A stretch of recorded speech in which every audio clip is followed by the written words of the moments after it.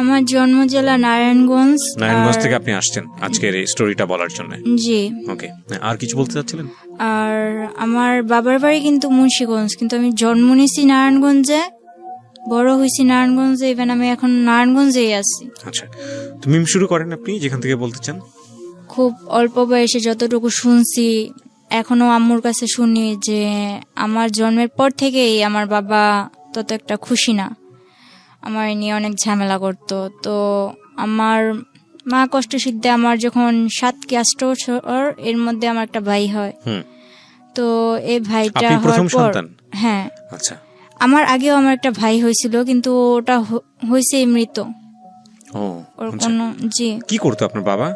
আমার বাবা তখন আর কি আমার দাদার হোটেল ছিল, ওই হোটেলে থাকতো। আচ্ছা।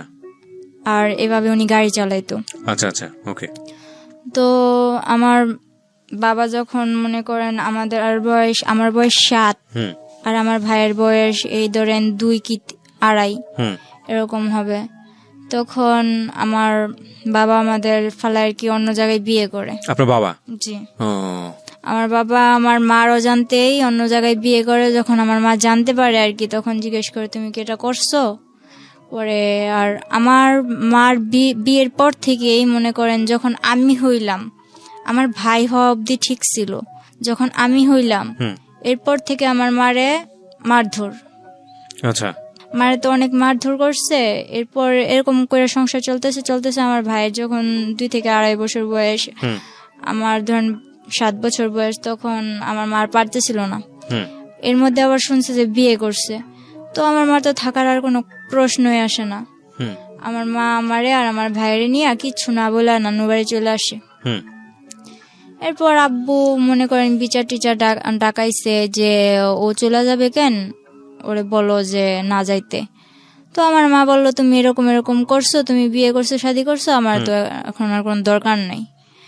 তারপর যাই হোক, মা গেছিল, আমাদের নিয়ে গেছিল বাবার বাড়িতে। যাওয়ার পর মারে আবার অনেক মারধর করতো, আর মারধর করতো, যতবার মারধর করতো আমার ভাইটার অনেক আদর করতো, কিন্তু আমার সামনে রেখে মারধর করতো।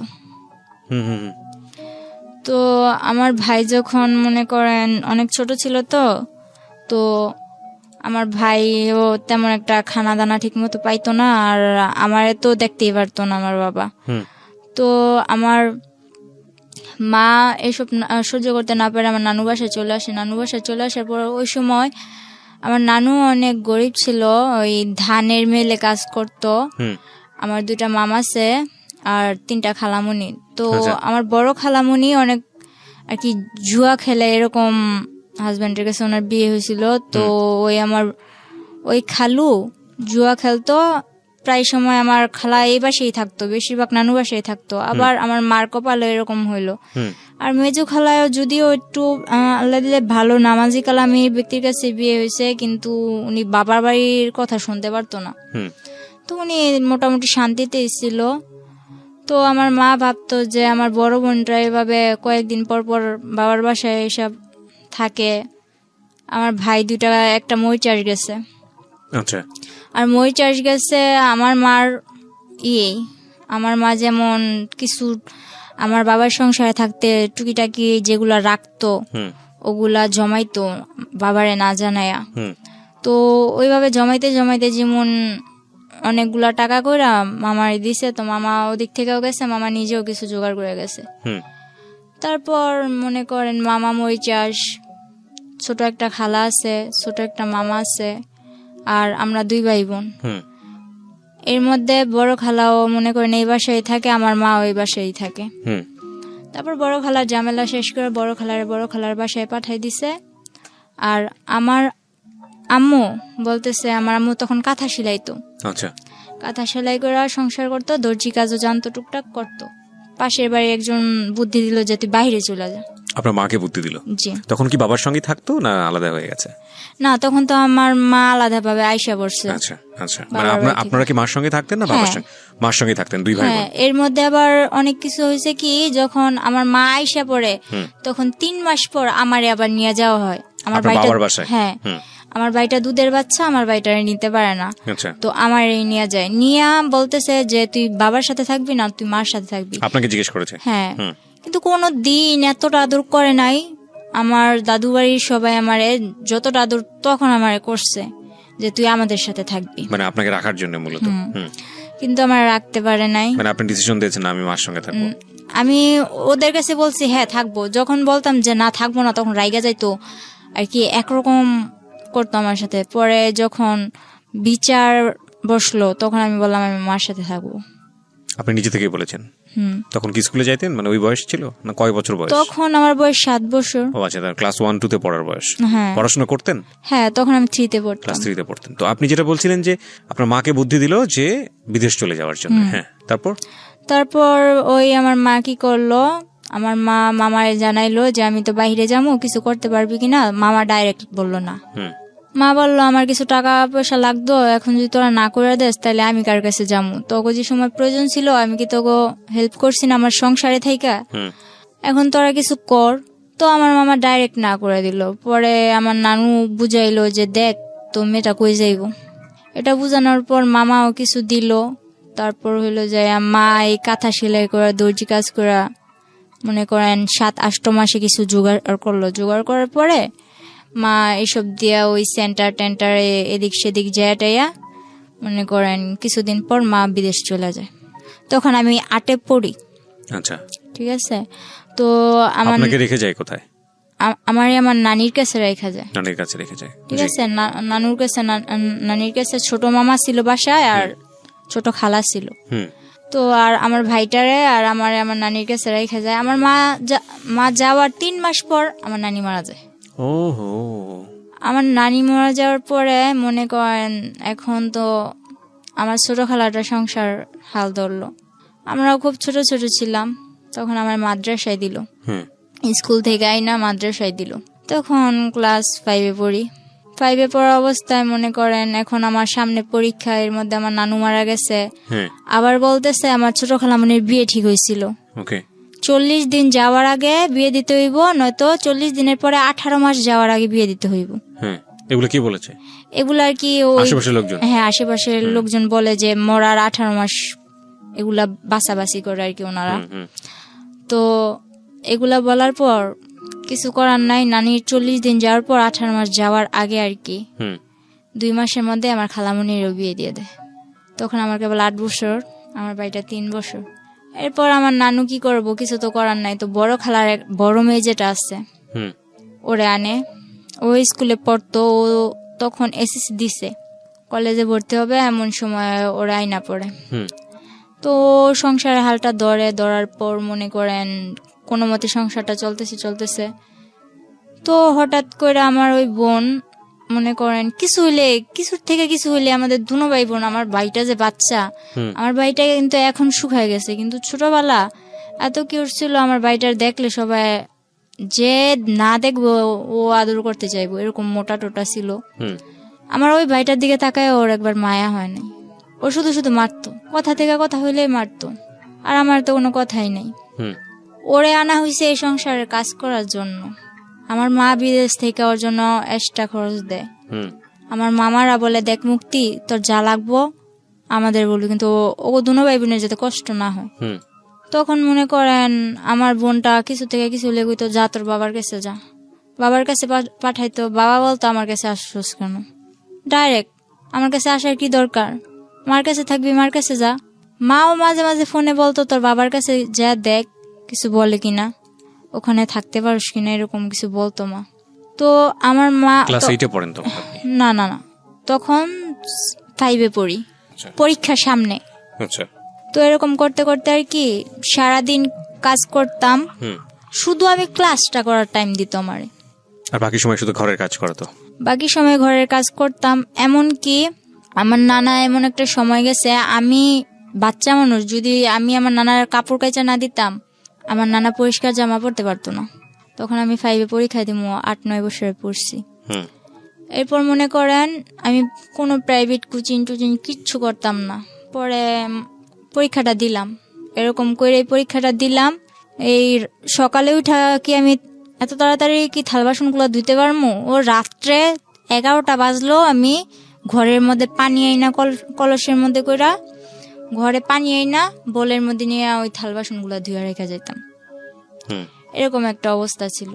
আশেপাশের নানুরা কি করতো, আমার কাছে আমার কথা বলতো, আর ওই আমার খালাতো বোনের কাছে আমার খালাতো বোনের কথা বলতো।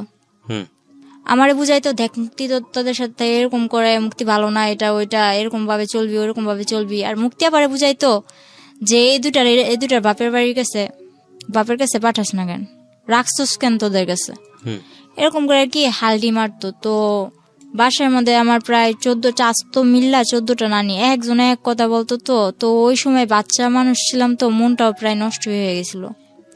পরীক্ষাটা দিলাম, ইনশাল্লাহ ওর বোন একটা, আমার খালাতো বোন আরেকটা, মুক্তির ছোটটা আমার সাথে পরীক্ষা দিছে, ওর থেকে ভালো ভালো নম্বর পাইছি। কিন্তু দুর্ভাগ্যবশত আমার শেষ পরীক্ষা যেদিন, ইসলাম ধর্ম পরীক্ষার দিন, আমার অ্যাক্সিডেন্ট হয়। ওকে। যে অটো দিয়ে গেছি ওই পুরো অটোটা অ্যাক্সিডেন্ট হয়, কিন্তু আমার বেশি হয়। আমার ডান হাতের এই আঙুলটা ভাঙা যায়। ভাঙা যাওয়ার কারণে আমি সবটাতে ভালো পাইলেও ওই পরীক্ষাতে আমি কিছুই পাই নাই। তো বাসায় এগুলা নিয়ে অনেক কিছু হয়েছে, যে পরীক্ষায় ফেল গেছে, এটা গেছে, ওইটা গেছে। তো আমার মারে বলতো কি যে আমি আমার মার সাথে কথা বলতে চাই না। কিন্তু আমার মা যখন জিজ্ঞেস করতো যে আমার মেয়ের কাছে দে, ছেলের সাথে তো কথা বলেই, ও তো বাচ্চা মানুষ, ও কি বলবো। কিন্তু আমি তো বুঝি, এজন্য আমার সাথে কথা বলতে দেয় না। এরকম করে অনেকদিন গেল, যাওয়ার পর আমার আলিটেক মাদ্রাসায় দেওয়া হইল। মাদ্রাসায় থাইকা পড়মু, তো ওখানে থাইকা পড়তাম, কিছুদিন পড়ালেখা করলাম ওখানে থাইকা। তো ওখানে একটা ছেলে দেখতাম কি মাদ্রাসার বিল্ডিং এর কাজ করতো। তো আমার ব্যাপারটা উনি কিছু কিছু হয়তো কারো কাছ থেকে জানছে, যে আমার মা বিদেশ এরকম ওইরকম। আগে আমার অনেক জিজ্ঞেস করতো, আর এখন আমি এরকম দেখতেছেন, তখন কিন্তু আমার 12 বছর বয়স যখন, তখন আমি পুরো একটা, ধরতে গেলে আমার ভুটকি ছাড়া কেউ কথা বলতো না, এরকম আমি একটা মেয়ে ছিলাম, একটা হাতির মতো ছিলাম। ধরতে গেলে আমার হাতি বলতো সবাই, এরকম ছিলাম। টমেটো বলতো, অনেক সুন্দর ছিলাম। পরে বলতেছে কার কাছ থেকে এগুলো শুনছে, আমার ফ্যামিলির ব্যাপারে শুনছে। শোনার পর আমার একদিন বলতেছে, মাদ্রাসা থেকে বের হওয়ার পর 1 সপ্তাহ পর ছুটি নিয়ে বাসায় আসবো। বলতেছে যে আমি তো তোমার ফ্যামিলির ব্যাপারে সবই জানি। কে বলছে এটা? ওই ছেলেটার সঙ্গে আপনার কথা হইতো না, কিন্তু পিছু রাখছে। আচ্ছা, কি নাম ছিল ছেলেটার? ফারুক। হ্যাঁ, ওই মিস্ত্রির কাজ করতো। হ্যাঁ। আচ্ছা, রাজমিস্ত্রি। হ্যাঁ। পরে ও আমার ডাকার পর আমি যখন গেলাম, বললো যে আমি তো এরকম এরকম তোমার সম্বন্ধে সবই জানি। তো বললাম তো আপনি জানেন আমার কি।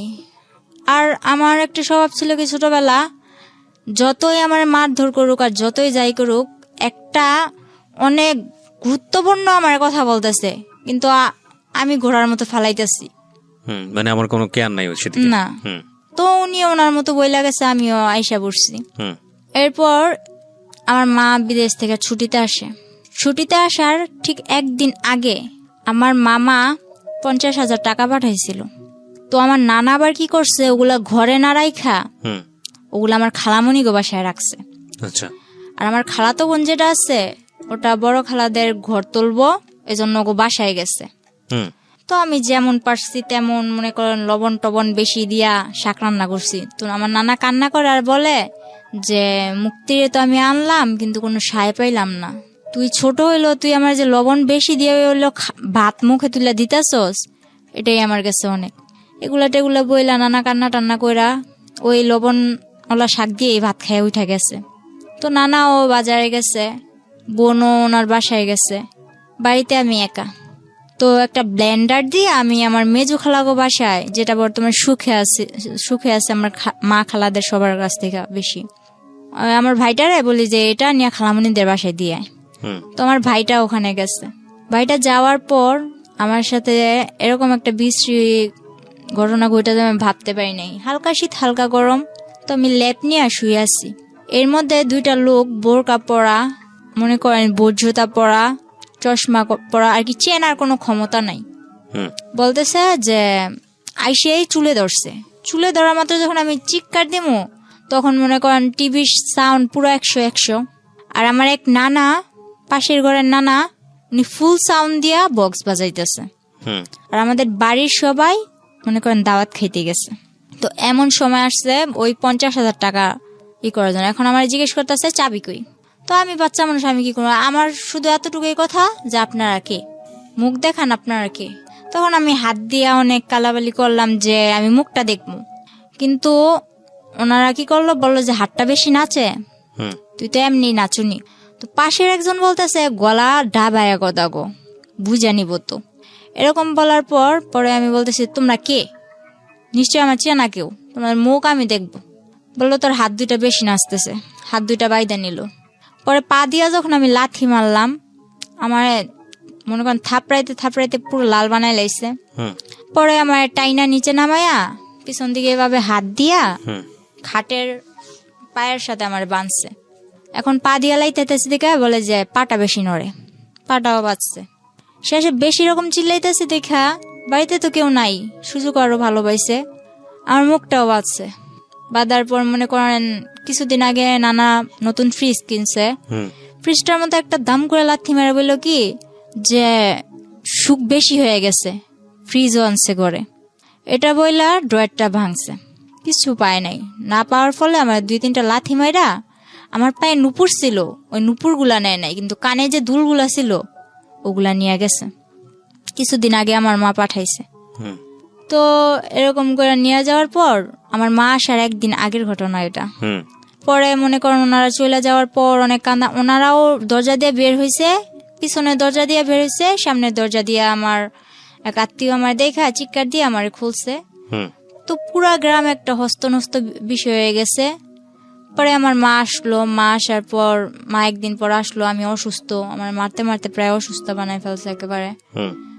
মা আসার পর এখন প্রশ্ন দাঁড়াইছে একটা, আমার কানের দুলগুলা নিল কিন্তু নুপুরগুলা নিল না কেন। এটা সবই আমার একটা নাটক। আচ্ছা, মা বলতেছে আপনার এটা সম্পূর্ণ নাটক? না, মা না, তাহলে মার কাছে বাড়ির সবাই বলতেছে, ওই আমার খালাতো বোন বলতেছে যে ওর এটা সম্পূর্ণ নাটক, আমি আমার বাসায় গেছি এই কারণে ওই নাটকটা করছে। ওর বাসায় গেছে ওদের ঘর তুলবে এজন্য, আমি কেন নাটক করতে যাব। এরপর মনে করতেছেন, তাহলে আমি বললাম যে আচ্ছা আমি যদি নাটকই করি, আমি আমার মুখ বাঁধতে পারবো, আমার পা বাঁধতে পারবো, কিন্তু আমার হাতটা বাঁধবো কি করে আমি? হাতটা যে পিছনে নিয়ে এইভাবে বাঁধছে ওটা তো আমার দ্বারা সম্ভব না। পরে বলতেছে তোর ভাইয়ের দিয়া করাইছস।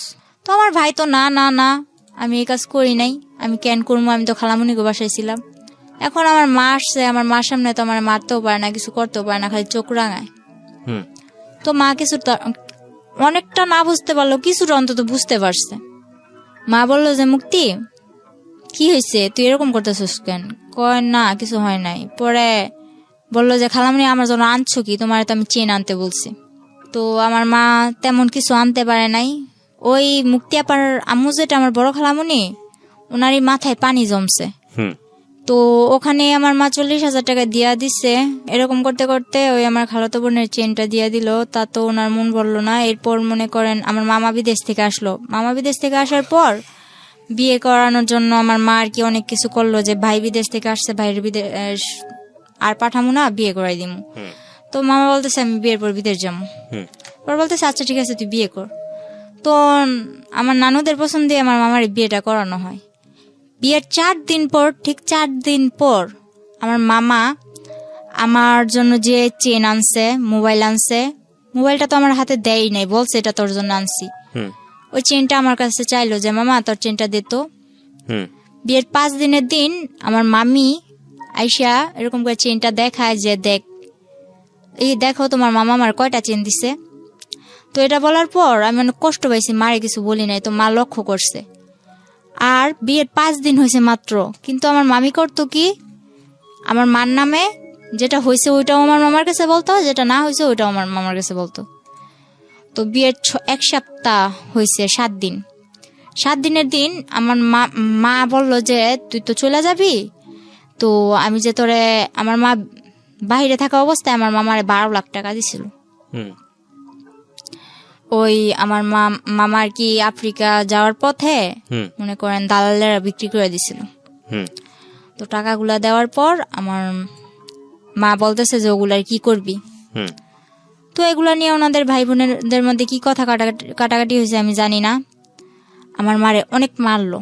তখন সন্ধে মারতে মারতে আমার মার ভিতরে শুধু সে মিস্টার ছিল। আপনার ভাই মানে আপনার মামা? আমার মামা, আমার মার ছোট। ওহো, ঠিক আছে। তখন যখন আমার মার এই অবস্থা করছে, বাহিরে কিন্তু অনেক লোক, চেনা অচেনা অনেক লোক। আমি যখন আমার ওন্নাটা আমার মার গায়ে দেই, তখন আমার মামা আমার দিকেও আকর্ষণ করে, হাত বাড়ায়। তখন আমার মা বলে যে দেখ তুই আমার যা যা করছস, আমার মেয়েটারে কিছু করিস না। এটা বলার পর আমার মামা একটা ইস্যু ধরলো কি, যে তোর মেয়ে তো ছেলেদের সাথে লাইন করে। তখন আমি বুঝতাম না কোনটা লাইন করা বলে আর কোনটা ফাইন করা বলে, এত কিছু বুঝতাম না। ছেলেদের বিষয়টা তখন আমার মাথায় ছিলই না। ওই কার থেকে শুনছে যে ওদিকের ফারুকের সাথে আমি কথা বলি, এতটুকুই। এরকম করে বলার পর আমার মা রাগের মাথায় হয়তো তোর যখন কেউ সেফ ফালাইবো না তো তুই দেখাই দি, আপনাকে বললো? এই কথাটা আমার মা বলছিল, কিন্তু এখন আমার মা বলতেছে যে আমি এরকম কিছু বলি নাই। যাই হোক, আপনাকে এটা বলার পর আপনি কি করলেন? পরে আমার মনে একটাই জিদ কাজ করতেছিল যে আমার মা আমার এটা বলছে, আমার মামা আমার মারে মারলো, কেন মারলো, এই জেদটাই কাজ করতেছিল। তো একদিন ওই ফারুক কার থেকে জানি নাম্বার নিয়ে আমার মার মোবাইলে ফোন দিল। ফোন দেওয়ার পরে ফোনটা আমি রিসিভ করলাম। বলে কি করতেছো? আমি চকলেট খাইতেছি। আমার কথা উড়া উড়া, চকলেট খাইতেছি। পরে বলতেছে যে তুমি তো মাদ্রাসায় আসো না, কি ব্যাপার? পরে আমি বলতেছি যে আসি না আসি ওটা আমার ব্যাপার। পরে যখন আমার মা চিল্লাচিল্লি করতেছে, মা কান্নাকাটি করতেছে, এটা দেখে বলতেছে কয় আসো চলো আমরা একদিন ঘুরতে যাই। তো আমি কই আমি তোর লগে কই ঘুরতে যাবো? তুই কি আমার বিয়ে করবি? তুই কি আমার বিয়ে করবি যে তোর সাথে আমি ঘুরতে যাবো? উনি কি তুই তো করে করতেন নাকি ঘটনার পরে তুই করলেন? তুই করেই বলতেন? না, ওরা আমি তুই করে বলতাম। আচ্ছা, তারপর? পরে বলতেছে হ্যাঁ তোমায় আমি বিয়ে করবো। তো আমি বললাম আচ্ছা ঠিক আছে রাখ, এতটুকুই। তো ও এই কথাটারে মনের ভিতর গাইথা নিছে যে তুই কি আমার বিয়ে করবি। কিন্তু আমি কিন্তু এত কিছু মনে করিনি। এরপরের দিন 14ই ফেব্রুয়ারি, ঠিক আছে, ওই দিন 14ই ফেব্রুয়ারি ছিল। মাদ্রাসায় তেমন কোনো অনুষ্ঠান ছিল না, কিন্তু আর কি বান্ধবীরা একরকম জামা পরা, তারপর হইলো যে সব একরকম ড্রেস পরা কিছু একটা আর কি খাবার দাবারের আয়োজন করবো এরকম। তো 14ই ফেব্রুয়ারির দিন আমি বাসা থেকে বের হই। মনে করেন মোটামুটি আমার হাতে আংটি ছিল, ব্রেসলেট ছিল, পায়ে নুপুর, পায়ের আংটি, গলায় চেন, দুল এসব ছিল স্বর্ণের। তো এগুলা পয়রা টয়রা বের হয়েছি। তো আমার মার, আমি একটা মেয়ে, আমার মার তো অনেক আউস আছেই না। তো আমি অনুষ্ঠানে যাইতেছি, আমার মা নিজের হাতে আমার সাজাই দিছে। তো যাওয়ার সময় আমি আমার মার কাছে টাকা চাই। আমার মা বলে যে টাকা নাই। আমার মার আবার মামা মারার পর দাঁত ব্যথা হয়ে গেছিল, বলতেছে 500 টাকা আছে, এই টাকাটা নিয়ে আমি যাম, ডাক্তার কাছে যাম। তো আমি বললাম আমি এটা নিয়ে যাম। মা বললো না। তো আমি বলতেছি আমি এটা নিয়েই যাম। মা বলতেছে না, এটা বলে মা মাঠে গেছে। তো মাঠে যাওয়ার পর আমি ওই টাকাটা নিয়ে মাদ্রাসায় যাই।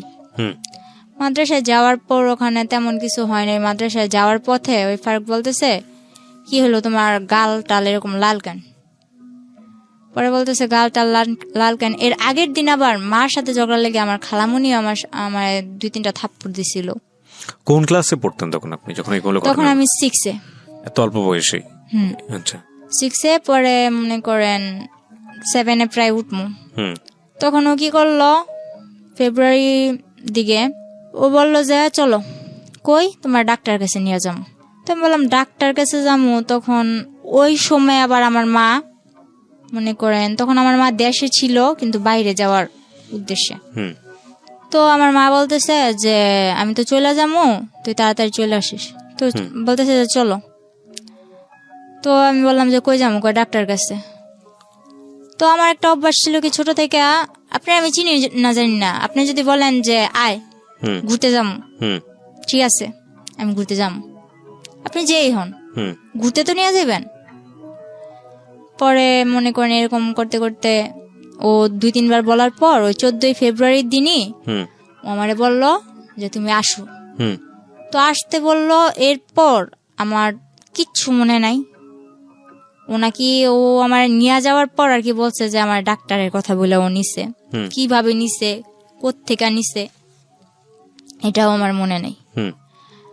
ও আমার নিছে যখন আমি গাড়িতে, তখন আমি ওরে বলতেছি যে কিরে তুই আমার কই আনছস, আমি এখানে কেন?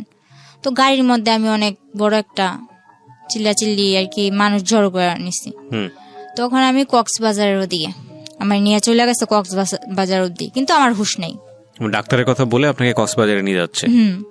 কিন্তু আমি যে গাড়িতে উঠছি এটাই তো আমার মনে নেই। কিছু একটা খাইয়েছে আপনাকে? কি করছে তাও আমি জানি না। আচ্ছা। পরে মনে করেন আমার যখন আমার সজ্ঞান আসে যে আমি ওর সাথে এত দূর কেন বা রাত্র হয়ে যাইতেছে, আমার মা তো টেনশন করবো। তখন কিন্তু আমার হাতে একটা ফোন ছিল, কেউ জানতো না, আমার মাও জানতো না। তখন আমি FM শুনতাম, ওই ফোনটা কেউ জানতো না আমার কাছে আছে, এমনকি আমার মাও জানতো না। পরে ওই ফোনটা দিয়ে আমি গেমস খেলতাম, সিম টিম কিছু ছিল না। তো সিম টিম কিছু ছিল না, একটা মার সিম ছিল। মার সিম থাকাতে যে আমি মার থেকে নিছি যে মা এই সিমটা আমার দরকার, কারণ সিম ছাড়া আমি FM শুনতে পারতেছি না। তো ফোনের এত কিছু বুঝি না, ওই FMটাই শুনি আর করি, গেমস খেলি। এরপর ওই মোবাইলটা ছিল আমার সাথে, পরে বলতেছে তোমার সাথে মোবাইল আছে, মোবাইলটা দাও। মনে করেন জোরাজুরি করে এক পর্যায়ে আমার থেকে ওই মোবাইলটা নিয়ে নেয়।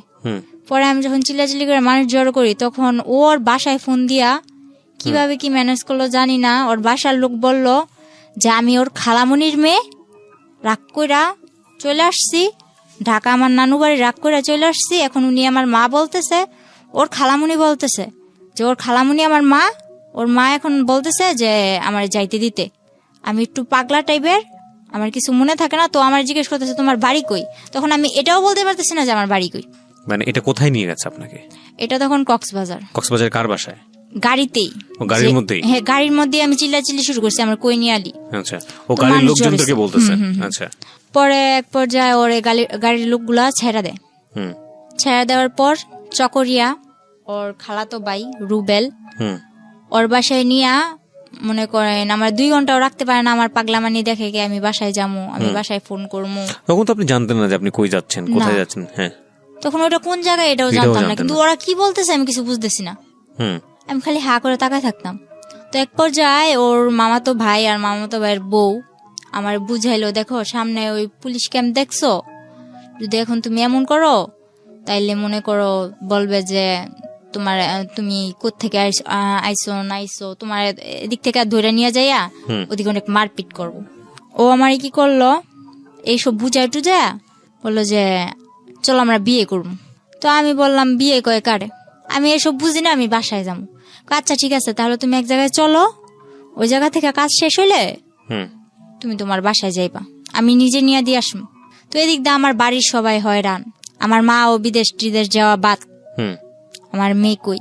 এদিক দিয়া মনে করেন আমার নানার ছোট ভাইয়ের ছেলে যারা আছে ওরা অনেক প্রভাবশালী, এলাকার মেম্বার চেয়ারম্যান, ওরাও মনে করেন কেস টেস কইরা মনে করেন একরকম অনেক কিছুই করছে আমার জন্য। পরে ওরে বলতেছে আমি বাসায় যাবো, এর মধ্যে আমার কিছুতেই বাসায় যেতে দিব না। পরে নিল কাজী অফিসে, তো আমি বুঝতে পারি নাই যে এটা কাজী অফিস। কয়েকটা লোক আসলো, ওর মা, ওর বাবা, ওর মামা, ওর আরো 2-1 জন আত্মীয় ওখানে সবাই উপস্থিত ছিল। তো আমার যে সময় বিয়ে হয় তখন কিন্তু আমি হাফ প্যান্ট পরি, এরকম অবস্থা। তো বিয়ে করে আপনাকে, জোর করে আপনাকে বিয়ে করে। আমি ওর খালাতো বোনের সাথে খেলি, ওখান থেকে ডাক দিয়ে আমারে মনে করেন ও আমারে বিয়ে করে, কিন্তু আমি বুঝতে পারি না ওরা কি বলতেছে, এটা তো আমি বুঝি না। তো সবাই মিলাদ পড়তেছে, আমিও মনে করেন মোনাজাত ধরে মিলাদ পড়তেছি। আমার মোনাজাত ধরতে গেল, আমি মোনাজাত ধরলাম, আলহামদুলিল্লাহ বলতে বললো, আমি আলহামদুলিল্লাহ বললাম, কবুল টবুল কিছু না, শুধু আলহামদুলিল্লাহ। এরপর সবাই মিষ্টি খাইতেছে, আমিও চাই মিষ্টি নিলাম, খাইলাম, কিন্তু এটা যে আমার বিয়ের মিষ্টি আমি জানি না। তো এর পরের দিন যখন মনে করেন ওরে আর আমার এক রুমে থাকতে দেয়, ওর খালাতো ভাইয়ের বউ, ওর মাও আমারে বুঝায়, তখন আমি বললাম মানে কি, আমি তো থাকবো না। এরপর আমার অনেক কান্নাকাটির পর আমি আমার বাসায় যাবো, আর কিছু জানি না, ব্যাস এতটুকুই। পুরো একটা বিশৃঙ্খলা করে লাইছি, পুরো পাগল বানিয়ে লাইছি। পরে বললো যে ও তো তোমার বিয়ে করা স্বামী, এখন যদি তুমি এরকম করো তাহলে তো তোমার পুলিশে দেওয়া হইব, তুমি স্বেচ্ছায় বিয়ে করছো, এখন তুমি এরকম করতেছো। তো আমি বললাম আচ্ছা, আমি যতটুকু জানি বিয়ে করতে আমার বাবার নাম লাগবো, মার নাম লাগবো, এগুলা কোথায় পারলি? আমার তো বিয়ে করছোস, কিন্তু এগুলো কোথায় পাইলি? পরে দেখলাম কি একটা ভুয়া, তখন আমার বয়স কেবল 12, অথচ আমার বয়স দিছে 22-এর উপরে, একটা জন্ম নিবন্ধনের কার্ড বানাইছে। গ্রামের নামও যেমন আমার গ্রামের নাম কুলকেতচর, কিন্তু ওখানে কুলকেতচর, আলিটেক এরকম করে আর কি অনেক ভুল। একটা জন্ম নিবন্ধনের কাগজ বানায়া কাবিন টাবিন কইরা 3 লাখ টাকা কাবিনে আমার বিয়ে করছে। 5 লাখ টাকা কাবিন, 3 লাখ টাকা উসুল, 2 লাখ টাকা বকে, এরকম ভাবে আমার বিয়ে করছে। বিয়ে করার পর আমি বললাম এসব তো আমি মানি না। পরে আমারে মনে করেন অনেক বুঝায় টুজায়া বললো যে কি করবা। তারপর বললো আচ্ছা তুমি ওর সাথে থাকো, থাকার পর কয়েকদিন পর তোমরা আবার তোমাকে বাসায় চলে যাবা। আচ্ছা ঠিক আছে, ওর সাথে থাকলাম। মনে করেন ওর সাথে থাকার পর আমার প্রথম রাতেই মনে করেন আমি 1 সপ্তাহ হসপিটাল, আমার অবস্থা খারাপ। প্রথম যেদিন ওর সাথে এক ঘরে ছিলাম তখনই মনে করেন আমি 1 সপ্তাহ হসপিটাল। তখন ওর মা বাবা কি করলো, বললো যে আচ্ছা ওই বাসায় থাকা লাগবো না, তোর বোনের বাসায় ওরে নিয়ে চলে যা। তো আমার ননাসের বাসাটা পাহাড় অঞ্চলে ছিল, ওখানে ছিলাম। থাকার পর ওখানেও কয়েকদিন থাকার পর আমার শ্বশুর বললো ঠিক আছে এবার আমি গ্রামের কিছু মানুষ জানাইয়া বউরে ঘরে তুলে নিয়ে আসি। তো এগুলা করার পর গ্রামের কেউ মানে না, যে ও না জানায় বিয়ে করছে, ও বউ ঘরে তুলতে পারবো না, এটা ওইটা। তো আমার শ্বশুর কেউ না জানাই আমার ঘরে তোলে, কেউ জানে না। পরে এক পর্যায়ে যখন আমার ঘরে তোলার পরে আর এখন আমার শাশুড়িও মানতে পারে না। আমার ননদ যেটা, আমার 7টা ননাস, 5টা ননাস, 2টা ননদ, 1টা ভাসুর। তো এরপর মনে করেন ওরা আমার মানে না। যখন ওরা কেউ না মানে তখন আমার শ্বশুর আর ও আমার অনেক সাপোর্ট করে। তো আমার বিয়ের 19 দিনের দিন ও আমার ফোন করতে দিছে আমার বাসায়। যখন আমি ফোন করছি তখন তো আমি দুনিয়া পেয়ে লাইছি, এই বুঝি আমার নিয়ে যাইব।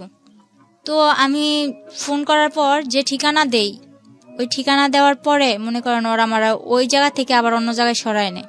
ওরা অন্য জায়গায় ঠিকানা দিলে আবার ওই জায়গা থেকে আবার আরেক জায়গায় সরায় নেয়, এই অবস্থা। তো আমার বাড়ির লোক ওই চট্টগ্রাম পুরা ভাইজা খাইছে আমার জন্য, কিন্তু কিছু আমার খুঁজে পায় নাই। পরে এক পর্যায়ে আমার বাড়ির লোক বলতেছে তুই তো মিথ্যা কথা বলস, তুই তো মিথ্যা বলছস, তুই চট্টগ্রাম নাই, তুই অন্য জায়গায় আসছস। পরে আমার বাড়ির লোকেরও আর বুঝাইতে পারলাম না, সবাই এক পর্যায়ে। আর আমার গ্রাম এমনকি আমার মাও জানে যে আমি প্রেম কইরা লাইন কইরা চলে গেছি। ওই যে ঝগড়া হয়েছে, মামা এই কথা বলছে, ওই মামার কথা ধরে আমি প্রেম করছি, প্রেম করে চলে গেছি। সবাই যখন জানে আমি প্রেম করে চলে গেছি, সবাই আমার কথায় কথায় এই কথাটা বলে। তো মাইনা নিলাম, আচ্ছা যাও আমি প্রেম করে বিয়ে করছি, এখন কি করবো বলো। পরে এর মধ্যে জানি যে বুঝতে পারলাম আর কি আমার শরীরটা বেশি একটা ভালো না, কিছু খেয়ে পেটে রাখতে পারি না, আর মাথাও ঠিক মতো উঠাইতে পারি না। তো পরে শুনলাম যে আমি প্রেগনেন্ট। তখন তো মনে করেন আমার উপর আসমান জমিন কিভাবে ভাঙ্গা পড়ে, এরকম একটা অবস্থা। এরপরে ওরে বললাম, ওরে বলার পর ওর মা আর ওদের বাসায় নিয়া চালের বস্তার উপরে ফেলায় আমার মায়ের এই বাচ্চা নষ্টই করতে হইব, নষ্ট করতে হইব মানে নষ্ট করতে হইব। আমার এক বান্ধবী বলল, ওর সাথে আমি ফোনে যোগাযোগ করলাম। কত বয়স ছিল তখন বাচ্চাটার? তখন আমার বয়স ছিল, বাচ্চাটার বয়স 2 মাস। তারপর পরে মনে করেন আমার বান্ধবী বলল যে বাচ্চাটা নষ্ট করিস না, সবকিছুর দায় দিতে পারবি আল্লাহর কাছে। ফারুক তখন কি করতো? তখন ও হোটেল চালাইতো। ইন দ্য মিন টাইম কি আপনার বাড়ির সঙ্গে যোগাযোগ হয়েছে, কথাবার্তা হয়েছে? হ্যাঁ হয়েছে। মেনে নিয়েছে বাড়ি থেকে? আমার বাড়ি থেকে তো কেউ মাইনা নেয় না। আমার বাড়িতে কোন শুধু ক্লাসে পড়তেন তখন আপনি? তখন আমি ক্লাস 7-এ পড়েন। ওকে। ফারুকের সাথে আপনার বয়সের পার্থক্য কত ছিল? আমার যখন 12 থেকে 13, ওর তখন 20। বাচ্চা নষ্ট করার প্রসঙ্গে আসছিল। তারপর অনেক মারধর করলো। তখন আমার বান্ধবীর কথা শুনে আমি বাচ্চাটা নষ্ট করলাম না। তো বাচ্চাটা নষ্ট করলাম না ঠিকই, কিন্তু বাচ্চাটা নিলে যে আমার কি হইব ওইটা তো মাথায় আসে নাই। শুধু ওই যে বলছে যে এটা আল্লাহর কাছে দায় দিতে পারবি না, এটা বলার পর আমি নষ্ট করলাম না। আমার মারে ফোন দিয়ে বললাম, মা আমার এসে নিয়ে যাও। তখন যখন আমি বাচ্চা নষ্ট করতে না চাইলাম তখন বলতেছে ওরা, আচ্ছা ঠিক আছে আপনাদের মেয়ে, আপনারা এসে নিয়ে যান। এটা বলার পর আমার মা আর আমার আপন মামা যারা, তারা এখন কি করছে, এই যে বললো যে আমি প্রেম করে ভাইগা এসে পড়ছি, এজন্য আমার মারে ঘর থেকে মাইরা তারাই দিছে, আবার মারছে। আমি চলে যাওয়ার পর আবার মারছে, মাইরা আমার মারে ঘর থেকে বের করে দিছে। তো বাড়ির পাশে আমার এক চাচাতো নানা ছিল, আমার নানার ফুফাতো ভাই আর কি। তো ওই নানা আমার মারে জায়গা দেয়, জায়গা দেওয়ার পর ওনাদের ঘরে আমার মা থাইকা, এর মধ্যে আমার মা কি করলো, 4 লাখ টাকা দিয়ে একটা জায়গা কিনলো। আচ্ছা আচ্ছা। তো জায়গাটা কিনছে ওই আমারই মামা লাগে মেম্বর, ওনার থেকেই জায়গাটা কিনছে। কেনার পর আমার মা ওদিকে ঘর দুয়ার তোলার ব্যবস্থা করতেছে। এর মধ্যে আমার আব্বু আবার আস্তে আস্তে আসার চেষ্টা করতেছে। পর মনে করেন আমার আব্বু প্রায় বলতেছে যে মেয়ে চলে গেছে, আমি আসি, এটা ওইটা। তো আমার মা বলতেছে না, লাগবে না। আর মা যখন এটা বললো তখন বললা আচ্ছা ঠিক আছে, লাগবে না তো, আমার যাতে আর দরকার না পড়ে। তখন বললো আচ্ছা ঠিক আছে, তোমার দরকার না পড়লে নাই, তুমি আইসো না। পরে আমার মামা মনে করেন মারে মারধর করে বাইরে করে দেওয়ার পরে মা ওই মামাদের ওই নানাদের বাসায় উঠা জায়গা কিনলো, ঘর দুয়ার তুলতেছে। ঘর যখন উঠাবে, এখনো ঘরের কিছুই করে নাই, শুধু চালটা দিছে। ওই সময় আমি ফোন দিয়ে বলতেছি আমার এসে নিয়ে যাও। তখন আমার নিয়ে আসার পর বলতেছে যে ওখানে যাইয়া আমার শ্বশুর শাশুড়ি বললো যে আমার মেয়ের যে স্বর্ণ গয়নাগুলো পরানো ছিল ওগুলা কই। তখন ওগুলা তো সম্ভবত আমার শাশুড়ি নিছে। আমি বললাম যে আমার শাশুড়ির কাছে। তো আমার শাশুড়ি বললো কই, আমার কাছে এগুলো কিছুই দেয়নি। মা আমার নিয়ে আসা পরে ওই রাইতে আমার বলতেছে, যখন বুঝতে পারলো যে আমার কিছু একটা অন্যরকম, তখন বলল তুই বাচ্চাটা নষ্ট করে ফেল। বললাম যে আমার যে বাবু হইব তুমি জানলা কি করে? আমি বুঝতে পারি, আমি তোর মা, তোর থেকে আমি হই না, আমার থেকে তুই হইছস। পরে মাও বললো এই কথা বলার পর আমি ফারুকরে কল দিয়া এক রাইতে বললাম এখন এসে আমার নিয়ে যান, আমি ভাড়া বাসায় থাকবো, কিন্তু আমি বাচ্চাটা নষ্ট করবো না। বিয়ে তো মানুষের বারবার হয় না। তো আমার বিয়ে যখন হয়েই গেছে আর সবাই জানে যে আমি প্রেম করে বিয়ে করছি, ভাইগা যায় বিয়ে করছি, তো সবাই যেটা জানে জানুক, কিন্তু আমি বাচ্চাটা নষ্ট করবো না। আপনি আমার বিয়ে করছেন, এটা আপনার বাচ্চা, আপনি এসে আমার নিয়ে যান।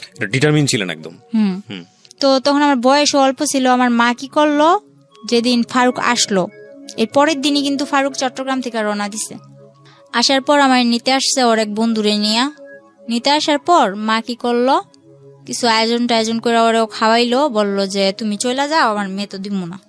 তখন আমি বললাম যে আমি চলে যাম। তখন মা কি করলো, বাচ্চাটা নষ্ট করার জন্য আমারে পিল খাওয়াইলো। আমার গরম পানি করে খাওয়াইতে চাইছে অনেক জোরাজুরি করে, তো আমি গরম পানি করে খাই নাই। তারপর যখন এক পর্যায়ে আমার সাথে ধস্তাধস্তি করতেছে, পরে বললাম আচ্ছা খাবো, কিন্তু আমার ঠান্ডা পানি দিয়ে খাও। কিন্তু তখন আমি জানতাম না গরম পানি দেখালে কি হয়, ঠান্ডা পানি দেখালে কি হয়। কিন্তু আমি গরম পানি খামো না, তো আমার ঠান্ডা পানি দিয়ে খাও। ঠান্ডা পানি দিয়ে খাওয়াইলো, কিছু হইল না। তো ওই রাতটা থেকে পরের রাত্রে আমরা আবার বাসে উঠলাম, শ্বশুর বাড়িতে যাই হোক শ্বশুর বাড়িতেই থাকবো। তো গেলাম, যাওয়ার পর ওখানে মনে করেন 3-4 মাস ভালোই কাটলো। কিন্তু আমার শ্বশুর বাড়িতে আমি ছোট অক্ষে সংসারের হাল ধরেন সবটাই ধরছি। সারাক্ষণ গরুর গোয়ালে পড়ে আছি, 4-5টা গরু পালতেছি, মুরগি তো মনে করেন খোয়ার ভর্তি মুরগি, হাঁস, গরু, ছাগল সবকিছু করতেছি।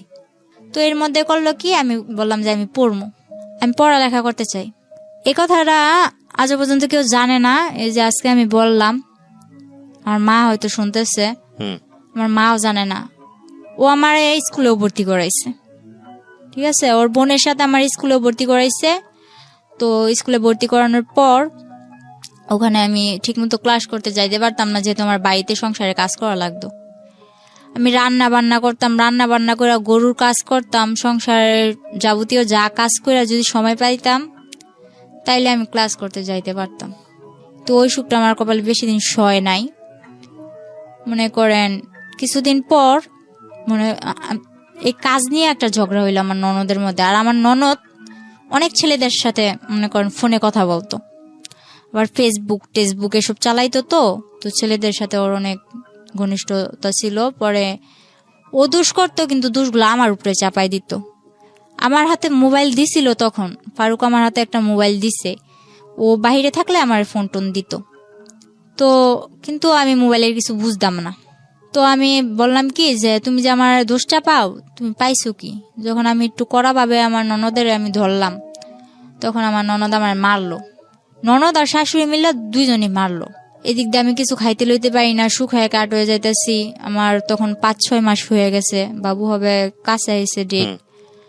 এর মধ্যে ওরা আমার মারধর করে আর কি সহ্য করতে পারছিলাম না। পরে এর মধ্যে আমার ফুফাতো বোন যেটা আছে এটা আমার জামাইয়ের সাথে মনে করেন যোগাযোগ করা শুরু করলো। আমার ফুফাতো বোন, আমার বাবার সাথে আমাদের কোনো পরিচয় নাই, কিন্তু আমার ফুফাতো বোন যোগাযোগ করে।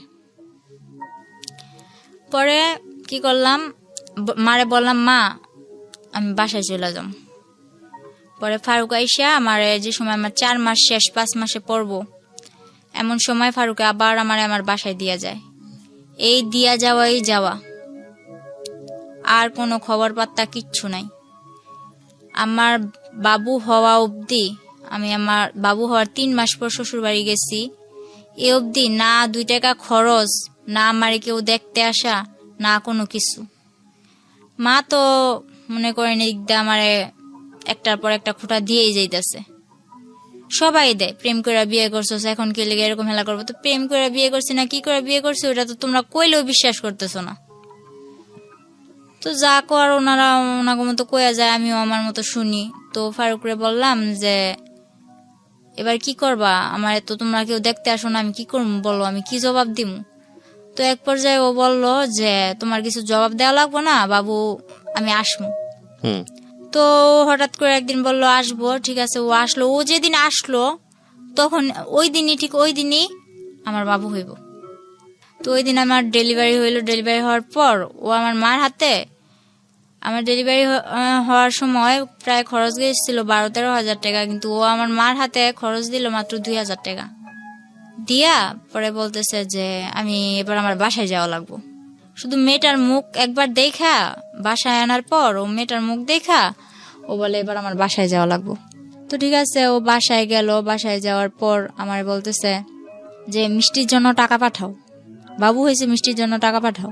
তো মা বলতেছে তাহলে তুমি যখন মিষ্টির জন্য টাকা চাইতে পারো তাহলে তোমাকে ওই দিক থেকেও তো মিষ্টির জন্য টাকা পাঠাইবো, তো ওগুলা দাও। মা বললো যে তো ওগুলা দাও, বলে না আপনি পাঠান। তারপর মা বলতেছে তুমি যেগুলা দিয়ে পাঠাইবা বিকাশে পাঠানোর দরকার নাই, তুমি ওগুলা দিয়ে ওদিকে দিয়ে দাও, আর তুমি যেগুলা দিতা ওগুলা আমি আমার এদিক থেকে এগুলা দিয়ে মিটমাট করে দিই।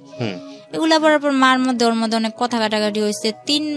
আমার বাবুর যখন 3 মাস বয়স, পরে ও আসলো 2 কেজি মিষ্টি নিয়ে ওর বাবারে নিয়ে আসছে, অথচ আমার বাড়ি থেকে ওর 20 কেজি মিষ্টির দাম পাঠানো হয়েছে। পরে ওর বাবারে নিয়ে 2 কেজি মিষ্টি নিয়ে আসছে। আর ভালো কথা, আমার মা যা আপ্যায়ন করা লাগে করছে। করার পর আমারে আর আমার বাবুরে ওদের কাছে দিয়ে দিছে যা লাগে, মনে করেন দোলনা থেকে শুরু করে আমার বাবুর যা লাগে, আমার যা লাগে আপনার সামনে দিয়েছে। হ্যাঁ হ্যাঁ। কেমন লাগছিল এই মুহূর্তে? ওই মুহূর্তে তো আমি আর কি, আমার যে বাবু হয়েছে, আমার বাবু কিন্তু আপনার বয়স কত ছিল ওই সময়টাতে? তখন আমার বয়স 14। বুঝতেন মা তো সার্বজনীন, মার আবেদন তো সার্বজনীন, সেটা যে বয়সই হোক না কেন।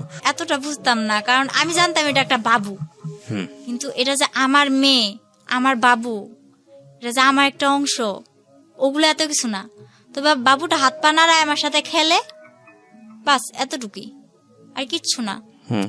আর এর মধ্যে আমার সমস্যার কারণে আমি আমার মেয়ের বুকে দুধটুকুও খাওয়াতে পারি নাই। তো আমিও হাসতে খেলতে খেলতে, যে 3 মাস ছিলাম তখন তো আমার মেয়ে কিনা জন্মের পর থেকে ওরে যে হসপিটাল থেকে বাসায় নিয়ে আসছে, বাসায় নিয়ে আসার পর থেকে তো ওরও কোনো খোঁজ নাই, আমারও কোনো খোঁজ নাই। ও ঘুমাইতেছে আমার মার কাছে, আমি কাত ফিরা অন্য দিকে ঘুমাইতেছি। এটা যে আমার মেয়ে কোনো দেখশন নাই, বুঝতামই না। তো 3 মাস তো এভাবে হেসে গেলা কাটাই দিলাম। ওখানে যে আমার জন্য কি অপেক্ষা করতেছে ওটা তো আমার এত কিছু মাথায় ছিল না। বললাম হ্যাঁ শ্বশুর বাড়ি যামু, মেয়ে হয়েছে শ্বশুর বাড়ি যামু। তো গেলাম, আমার মা একেবারে সুষ্টা অব্দি আমার দিয়ে দিল যা লাগবো। আমার জন্য ট্যাং, আমার মেয়ের জন্য ওই সেরোলাক্স 7 মাস অব্দি যা খাবার লাগবো আমার মেয়ের, সব খাবার আমার মা, দুধের ডিবি টিবি যা লাগে সব কিনা দিছে। ওই বাড়িতে যখন পাটা রাখছি, রাখা মাত্র আমার শাশুড়ি কি করলো, কি আনছে পর যা নিছি আর কি, শুধু দোলনাটা ঘরের মধ্যে ঝুলাই দিছে, এই বিনে আর একটা সুতাও আমি চোখে দেখিনি। আমার মা 22,000 টাকা খরচ করে আমার মার গলার চেন বিক্রি করে আমারে এত সবকিছু কিনাকিটা দিল, কিন্তু আমার মার চেন বিক্রি করার মূল্য রইলো কি? আমি তো কিছুই পাইলাম না যাইয়া, শুধু দোলনাটা ঝুলাই দিছে মাঝোটে। পরে আমার মেয়েটারে আমি তবু অনেক চেষ্টা করছি, একটু মা বলছে যে বুকে দুধ খাওয়ানোর ছুতা দিয়া তুই একটু রেস্ট নিতে পারবি, আরামে থাকতে পারবি। তো যখন আমি বলতাম যে আমার বাবুরে দুধ খাওয়াইতে হইব, তখন বলতো না, দুধ খাওয়াইতে হইব না। ওনারা তখন আমার মেয়ে কি খাইতো, ল্যাকটোজেন 2 না 3 খাইতো, এরকম আর কি। ওইসব দুধের ডিবি টিবি নিয়ে ওনাদের কাছে তো ওগুলো কবজা। আমার মেয়ের কি দিত, সাগুদানা আছে না, সাগুদানা ভিজায় রাখতাম পানি দিয়া, পরের দিন সকালবেলা উঠে ওগুলো জাল দিয়া সারাদিন খাওয়াইতাম। আর আমি সারাদিন থাকতাম মাঠে। আমি বললাম যে আমি শুনছি 5-6 মাসের বাচ্চা গো আলাদা আলাদা ফলের রস খাওয়ায়, দুধ খাওয়ায়, এটা খাওয়ায়, ওইটা খাওয়ায়, ডিম খাওয়ায়, নুডলস খাওয়ায়, কিন্তু আমার মেয়ের তো ভাত খাওয়াইতেছে। তো আমার মেয়েও মাশাল্লাহ শিখা গেছে ভাত খাওয়া। তো আমি ওর বাবার জানাইলাম যে এইভাবে কি চলে, আমি সারাদিন মাঠে থাকি বাড়ির বউ হইয়া, আর আমার মেয়েটা এইভাবে থাকে, আমি তো এইভাবে পারতেছি না। তো আমি আমার বাসায় জানাইলাম। বাসায় জানানোর পর আমার মা বাহিরে চলে যায়। আমার শ্বশুর বাড়ি দেওয়ার পর মা বাহিরে চলে যায়। মা বাহিরে চলে যাওয়ার পরে আমার ভাইটারে ওই আমার নানার কাছে দিছে, মাদ্রাসায় পড়ে, সারাদিন মাদ্রাসায় থাকে, রাত্র হইলে আমার নানার কাছে আসে। তো মারে বললাম, মা আমি তো এখন এভাবে থাকতে পারতেছি না, তুমি কিছু একটা করো। তো মা বাহিরে যাওয়ার পর, সৌদি আরব যাওয়ার পর,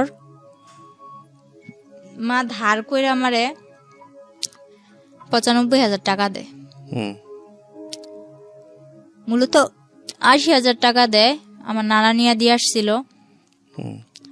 80,000 টাকা দেওয়ার পর ওই টাকাটা আমার শ্বশুরের হাতে দিলাম যে আমার ঘর তুলে দেন, আমি এভাবে এক ঘরে থাকতে পারতেছি না, আমার সংসার নিয়ে আমি অন্যদিকে চলে যাবো, আমার ঘর তুলে দেন। তো আমার শ্বশুর কি করলো, ওই 80,000 টাকা নিয়ে দূরে, অনেক দূরে, আমার শাশুড়ি বাড়ি থেকে একটু দূরে, এক বাড়ি পরে আর কি, আমার একটা জায়গা দিল। ওই জায়গার মধ্যে ঘরের খাম টাম গাঁথলো, মাটি টাটি বইলো। এগুলা করার পর এর মধ্যে আমার শাশুড়ি আমার দিয়া কিস্তি থেকে অনেক টাকা উঠায়, এক জায়গা থেকে 1 লাখ, আরেক জায়গা থেকে 20,000, আরেক জায়গা থেকে 30,000, এরকম করে উঠাইতে থাকে। তো তখন আমি কিস্তির বিষয়টা বুঝলাম না। আমার নিয়ে যাইতো, আমার মনে করেন গাড়ি করে নিয়ে যাইতো, ওইটা কটা সাইন টাইন দিতাম, পরে আবার আসার সময় আমার কিছু খাওয়াইতো। তো এটা আমার কাছে একরকম আনন্দের ব্যাপার ছিল, বাড়ি থেকে বের হইতে পারি না, গাড়িটা ঘুরতে যাই। তো আমার দিয়ে যে কিস্তি নিতেছে, কিস্তি নিলে যে কি হইব ওইটা আমার মাথায় নাই। পরে যখন আমার ঘর তুললাম, ঘর তোলার পর আমার মা ঘরের মধ্যে যা লাগে, মার থেকে টাকাই না, যা লাগে, একটা সুইচ পর্যন্ত, একটা চামচ পর্যন্ত আমার শাশুড়ি আমার দেয় নাই। আমি সবকিছু কিনা নেওয়ার পর পুরো একটা 10 বছর সংসার করলে যা না হয়, আমি সব গুছানোর মতো একটা সংসার করি। তখন আমার কাছে ভালোই লাগতেছিল। তখন আস্তে আস্তে বুঝতেছি যে এটা আমার সংসার, আমার বিয়ে হয়েছে, আমার একটা বাচ্চা হয়েছে। এর মধ্যে আমার ফুফাতো বোন যেটা আছে, ও ফেসবুকে ফেক আইডি খুইলা, ছেলেদের নামে আইডি খুইলা আমার হাজবেন্ডের জানাইলো কি যে আমি তো মিমরে ভালোবাসি, ওর সাথে আমার রিলেশন ছিল, এখন তো আমরা পালাই যাম। তো ফারুক তো আমি বলতে পাগল ছিল। এটা যখন বললো আমার ফুফাতো বোন, তখন তো ও পুরা রাগ আমার উপর, কিন্তু আমারে বলে না। এরপরে কি করলো, আমি যখন জিজ্ঞেস করলাম, এরপর বলে যে দেখ কি বলে এগুলা। তো তখন আমি আর কি টুকটাক ওই বাংলায় যে ইংলিশ গুলা লেখে না, আমি ফটর বলে দিতাম। ও যে চ্যাটিং করে না, এগুলো আমি ফটর বলে দিতাম, তুমি এটা লিখতেছো, এটা লিখতেছো। কিন্তু আমি মোবাইল সম্বন্ধে কিছু বুঝতাম না। ও মেসেঞ্জারে চ্যাট করতো, আমি বলতাম। তো আমার বলতো তুই তো সবই পারস, দেখা যায়, আয় তোরে বুঝাই। এই যে মেসেঞ্জারে এই লোকটা তোরে এই যে এরকম ভাবে বলতেছে, তোর সাথে আগে রিলেশন ছিল, এখন তোরা পালাই যাবি, তো ওর সাথে যোগাযোগ, তোর হাতের মোবাইলটা আমার দিয়া লাবি, আর কেউ লোক যোগাযোগ রাখতে পারবি না। আচ্ছা, হাতের মোবাইল নিয়ে নাও, মাই যদি ফোন দেয় এই মুহূর্তেই তো দিব। আমার মাই বিদেশ থেকে একটু ফোন দিব, আমি তোমার লগে একটু আমার মার লগে একটু কথা গুম, আর তো কিছু না। তো মোবাইল আমি দিয়ে দিছি। এরপর ওই ফেক আইডি দিয়ে আমার ফুফাতো বোন কথা বলতে বলতে এক পর্যায়ে আমি বলি, আচ্ছা ফোন দিতে বলো ওরে। তো আমার ফুফাতো বোন কারে ম্যানেজ করছে জানি না, একটা ছেলের দিয়া ফোন করাইছে। ওই মুহূর্তে ফোন করানোর পর আমার ফুফাতো বোন যাই অশান্তি লাগাইছে, লাগানোর পর আমারে মারধর করে আমার বাসায় দিয়া যায়। আচ্ছা, অনেক মারধর কইরা তখন আমারে মনে করেন এরকম অবস্থা করছে, আমার বাচ্চাটা ছোট ছিল, ও পাটা আছে না, শিল পাটা, আমি খাটের নিচে বসে রয়েছি, ও খাটের উপর দাঁড়ায় ওই পাটা আমার মাথায় ছেড়ে দিয়েছিলাম। আমি 7 দিন অব্দি আইসিইউতে ছিলাম। আর ও যদি মারতো তাহলে বেশিরভাগ মাথায় মারতো, আর যে জায়গায় আমি কারোর কাছে বলতে পারবো না ওই জায়গায় মারতো। বলতো যে তুই যখন আমার হবি না, কার জীবনে আমি তোর যাইতে দিব না, এরকম করে আমার মারতো।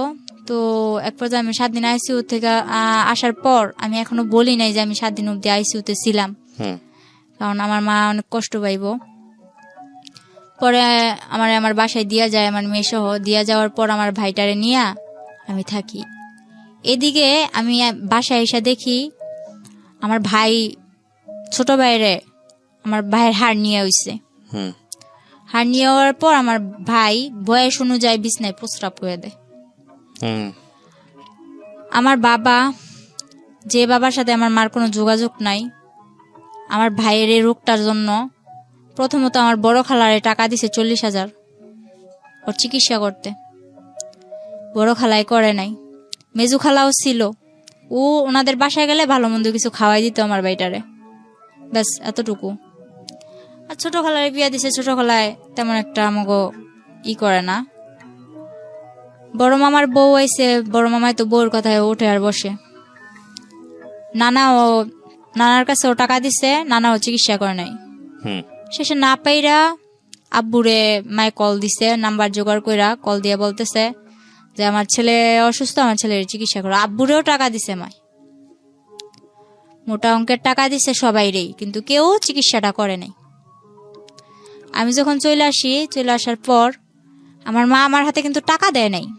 ওই মাসে যা লাগবো, ওই বললাম না যে আমার একটা মামা মেম্বার ছিল, ওনার কাছ থেকে মাসে 2-1 হাজার টাকা আনতাম, মনে করেন মোবাইল খরচ, তারপর হইলো যাইয়া এভাবে কিছু টুকটাক খাইতে মন চাইলে এসবের জন্য। আর বাজার যা করা লাগতো বাজারে ফোন দিয়ে কয়ে দিতাম যে রসুন মোম্বার এগুলো পাঠাইতে কইছে, ওনারা পাঠাই দিত। মাঝে মাঝে আমি যাইয়া নিয়ে আসতাম। তো এর মধ্যে আমার বাড়িতে একটা উঠলো কি যে এই মেয়ে কেন এই বাড়িতে থাকবে, ও তো ভাইগা চলে গেছে। তো আমি যা করি ওই মেম্বরে জানাই করি, মেম্বরের কথা ছাড়া আমি উঠি বসি না। কিন্তু গ্রামের মানুষ আমার নামে আজে বাজে কথা বলা শুরু করলো। তো আমার ওই যে বললাম না এর আগে আমার একটা রোগ হয়েছে, ওই রোগটা আবার দেখা দিচ্ছে। আমার বাবু হওয়ার 1 বছর পর আবার দেখা দিল। দেখা দেওয়ার পর ওই রোগটা নিয়ে আমি অনেক দৌড়াদৌড়ি করতেছি, কবিরাজ বাড়ি, ডাক্তার কাছে, নারায়ণগঞ্জ ডাক্তার, ঢাকার এসে দৌড়াদৌড়ি করতেছি। তো তখন আমার মেয়েটারে আমার ছোট ভাই রাখতো, আমি একা একা দৌড়াদৌড়ি করতাম। তো সবাই বলতো এ মেয়ে তো আবার কোনো ছেলের সাথে চক্কর আছে, নয়তো এত রাত্রে এ মেয়ে বাড়ি ফিরে, রাত বাজে 8টা, এই 8টা বাজে এই সকালবেলা যায়, 8টা বাজে আসে, বা বিকাল বেলা যায় রাত্রে 8টা বাজে আসে, এসব বলা বলি করতো। তো আমি বলতাম যে আমি এক জায়গায় গেছি, ওই জায়গায় আমার দেরি হইতেই পারে, ডাক্তারের বিষয়, সিরিয়াল আছে, কত কিছু আছে, বা রাস্তায় জ্যাম ট্যাম থাকে, দেরি হইতেই পারে। তো আমি যে সময় যদি দেরিও হইতো ওই মামারে জানাই দিতাম যে মামা আমার আসতে দেরি হইব, বা মামা আমি আইসা বসছি। তো ওই মামা সবকিছু ওদিক দিয়ে ঠিকই আছে, মামা বাগনির এদিক দিয়ে ঠিকই আছে, মেম্বরে আর আমি ঠিকই আছি। আর আমার মা যে কোনো সমস্যাও আমার মা আমার ওই মেম্বার মামার লগে শেয়ার করতো।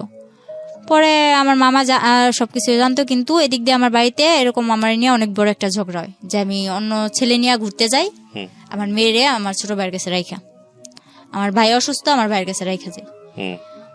তো এক পর্যায়ে আমি বললাম যে মা আশা করি তো আমার ভাইয়ের তো অনেক অসুস্থ, ওর তো অপারেশন করা লাগবো। আমি মারে না জানাই আমার ভাইয়ের এক্সরে করাই, রক্ত পরীক্ষা যা লাগে করাইছি। করানোর পর মারে বললাম, মা আবার ওই মামারে বলল যে ওর হাতে টাকা দিস না, কিন্তু কোন জায়গায় অপারেশন করব ওই জায়গায় তুই টাকা দিবি। তো আমার হাতে টাকা দিতে না করলো। পরে আচ্ছা ঠিক আছে, আমার হাতে টাকা দিত না। পরে আমার গাড়ি ভাড়া দিয়ে যে যামু ওই টাকাটাও আমার কাছে নাই। পরে মানুষের থেকে দাঁড় করে নিয়ে গেলাম। যাওয়ার পরে ওদিকে যাইয়া ভাইয়ের অপারেশনটা করাইলাম। তখন একটা আল্লাহর বান্দা, শুধু আমার বড় খালা গেছে, যার আমার মা 40,000 টাকা দিছিল শুধুমাত্র আমার ভাইয়ের অপারেশনের জন্য।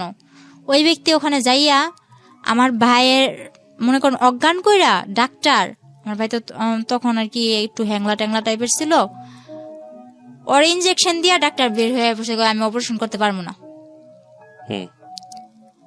ধরতে গেলে আমার ভাইয়ের মরার অবস্থা, আমার খালায় উপরে ঘুমায়। আর আমার ভাইয়ের জন্য যে 500 টাকা ধার করে নিয়েছিলাম, ওর তো হার্নিয়া হয়েছিল, লুঙ্গি লাগবে অপারেশন করতে। লুঙ্গি কিনছে ঠিকই, 100 টাকা দা লুঙ্গি কিনছে ঠিকই ফুটপাত থেকে। বাকি যা টাকা ছিল উনি ওনার নাতনির, বড় মেয়ের যে নাতনি আছে ওই নাতনিদের জন্য জামা কিনছে। সামনে কি হইব ওইটা আর ভাবে নাই। তো আয়সা ঘুমাইতেছে, তো আমি যাই বলতেছি খালা খালা অপারেশন তো বন্ধ করে দিছে, আমার ভাই তো খারাপ অবস্থা, আমার ভাই তো মরে যাইব। আমার মেয়েটা আমার কোলে আছে, এই মেয়ে নিয়েই আমি আমার ভাই নিয়ে দৌড়াদৌড়ি করতেছি। তো পরে মনে করেন আমার খালায় তেমন একটা পাত্তা দিল না। এক পর্যায়ে যাই হোক কষ্ট সিদ্ধে আমার ভাইয়ের অপারেশনটা হইলো। অপারেশনটা হওয়ার পর ভাইটা নিয়ে কিছুদিন পর আমার হাজবেন্ডের সাথে আমার যোগাযোগ হইলো। যোগাযোগ হওয়ার পর এর মাঝখানে আবার কি করছে, রাকিব নামে একটা ছেলে, আমাদের গ্রামের পাশের গ্রামের, ওই ছেলে বলতেছে তোর মেয়েও আছে জানি, সবই জানি, কিন্তু তোরে তো আমি ছোট থেকে চোখে চোখে রাখছি, কিন্তু তোর এখন বিয়ে হয়ে গেছে, তোর বিয়ে হোক বাচ্চা হোক যাই হোক আমি তোর নিয়ে যাবো, আমি তোর বিয়ে করুম, সবাইরে জানাই বিয়ে করুম, এসব বলতো। আর ওর বোন আমার বান্ধবী ছিল নাকি, ও বলছে যে আমার বোন তোর বান্ধবী ছিল, তুই নাকি ছোট থেকেই বলতি যে আমার স্মৃতি পাটি, আমার বিয়ের সময় স্মৃতি পাটি, তারপর এলো না কেন লোকে সব দিয়ে বিয়ে, ওই এগরা বেগরা ও বলতেছে। পরে মনে করেন ওই ছেলে পাগলের মতো ছিল, ওই ছেলের মা হাতে পায়ে ধরা কান্নাকাটি, এসব না মাথায় না নিয়া যখন ফারুক আবার আমার সাথে যোগাযোগ করা শুরু করলো, তখন আমি আবার ফারুকের বললাম আচ্ছা ঠিক আছে তুমি আইসা আমার নিয়ে যাও।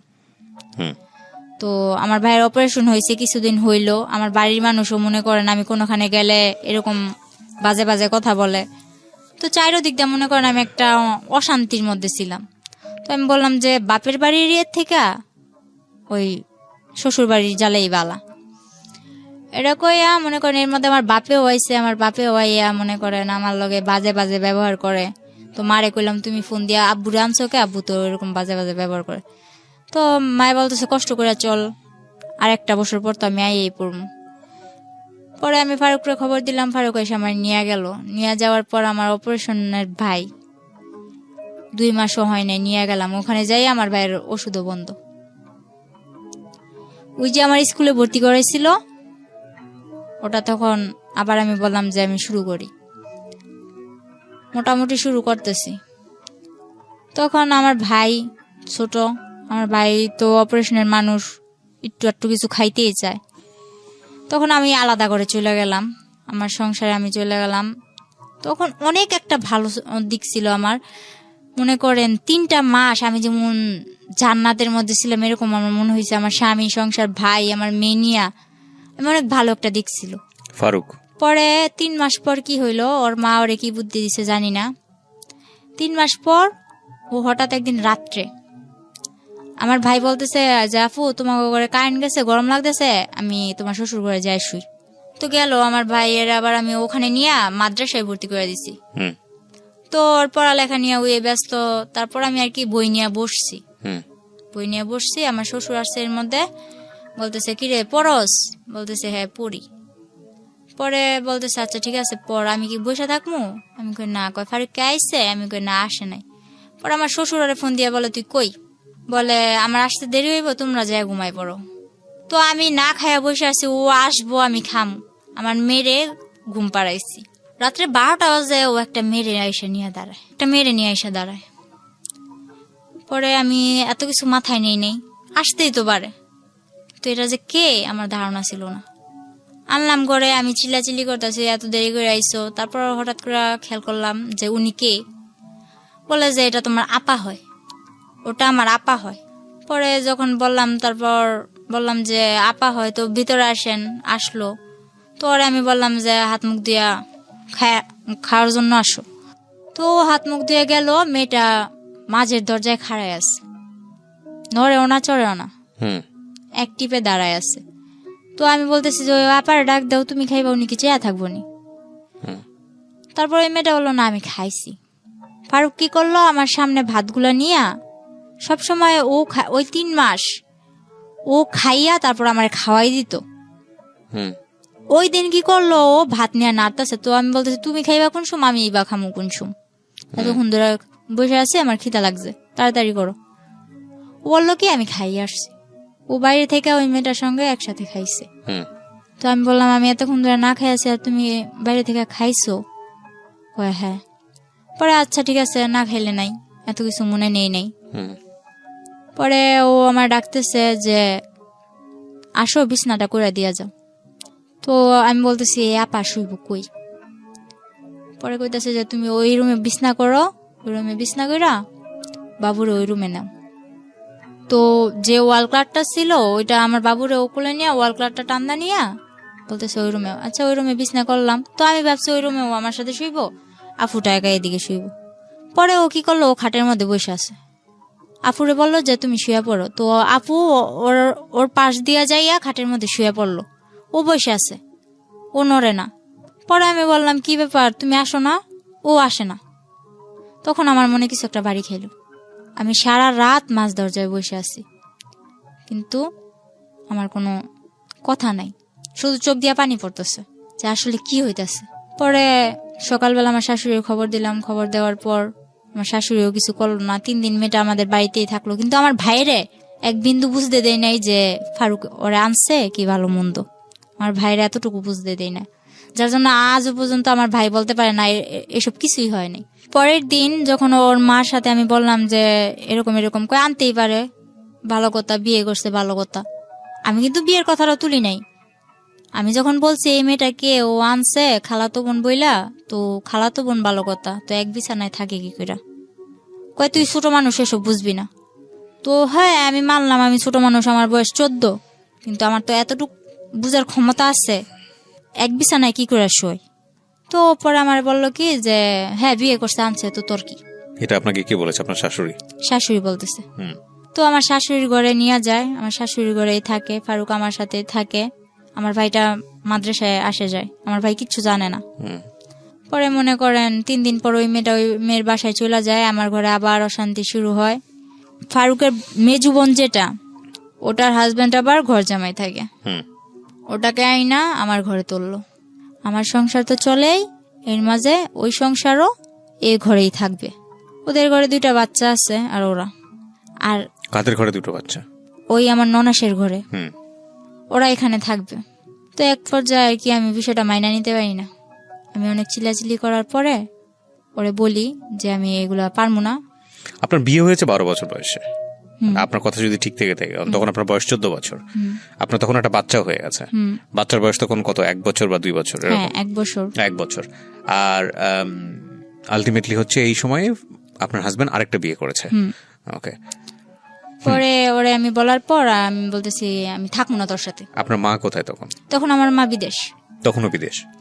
আচ্ছা। তখন আমার যখন অনেক মারধর করে আর কি, পরে এক পর্যায়ে আমার অনেক মারে আর কি। ও বলতেছে তোর পাগল বানাই দিম, তোর পাগল বানায় ছেড়ে দিম।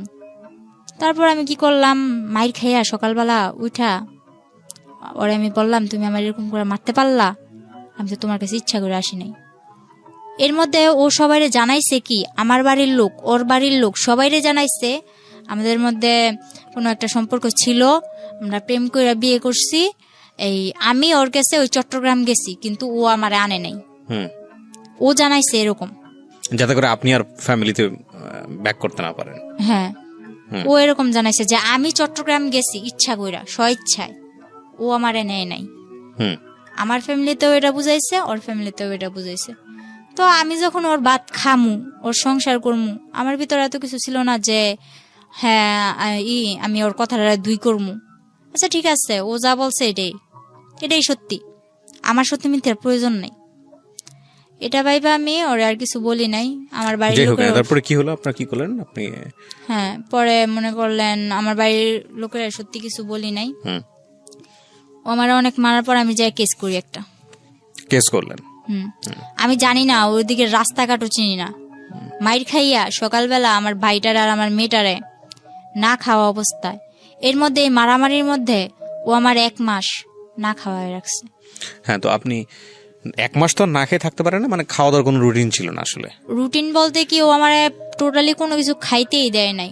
ওই পাশের যে ঘর ছিল না, উনি টিনের ঘর ছিল, তো আমার টিন কাইটা নিচ দিয়া খাবার দিয়া যাইতো, কিন্তু আমার শাশুড়ি জানতো না। ওইটা খেতেন আপনি? ওটা খাইতাম।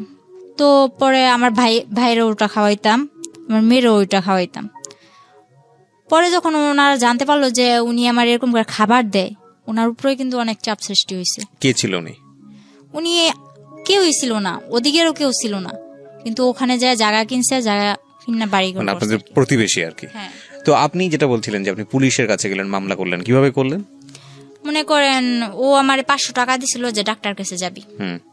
ওই টাকাটা নিয়ে রাত্রে মাইরা আবার রাত্রে 500 টাকা দিছে যে ডাক্তার কাছে যাবি।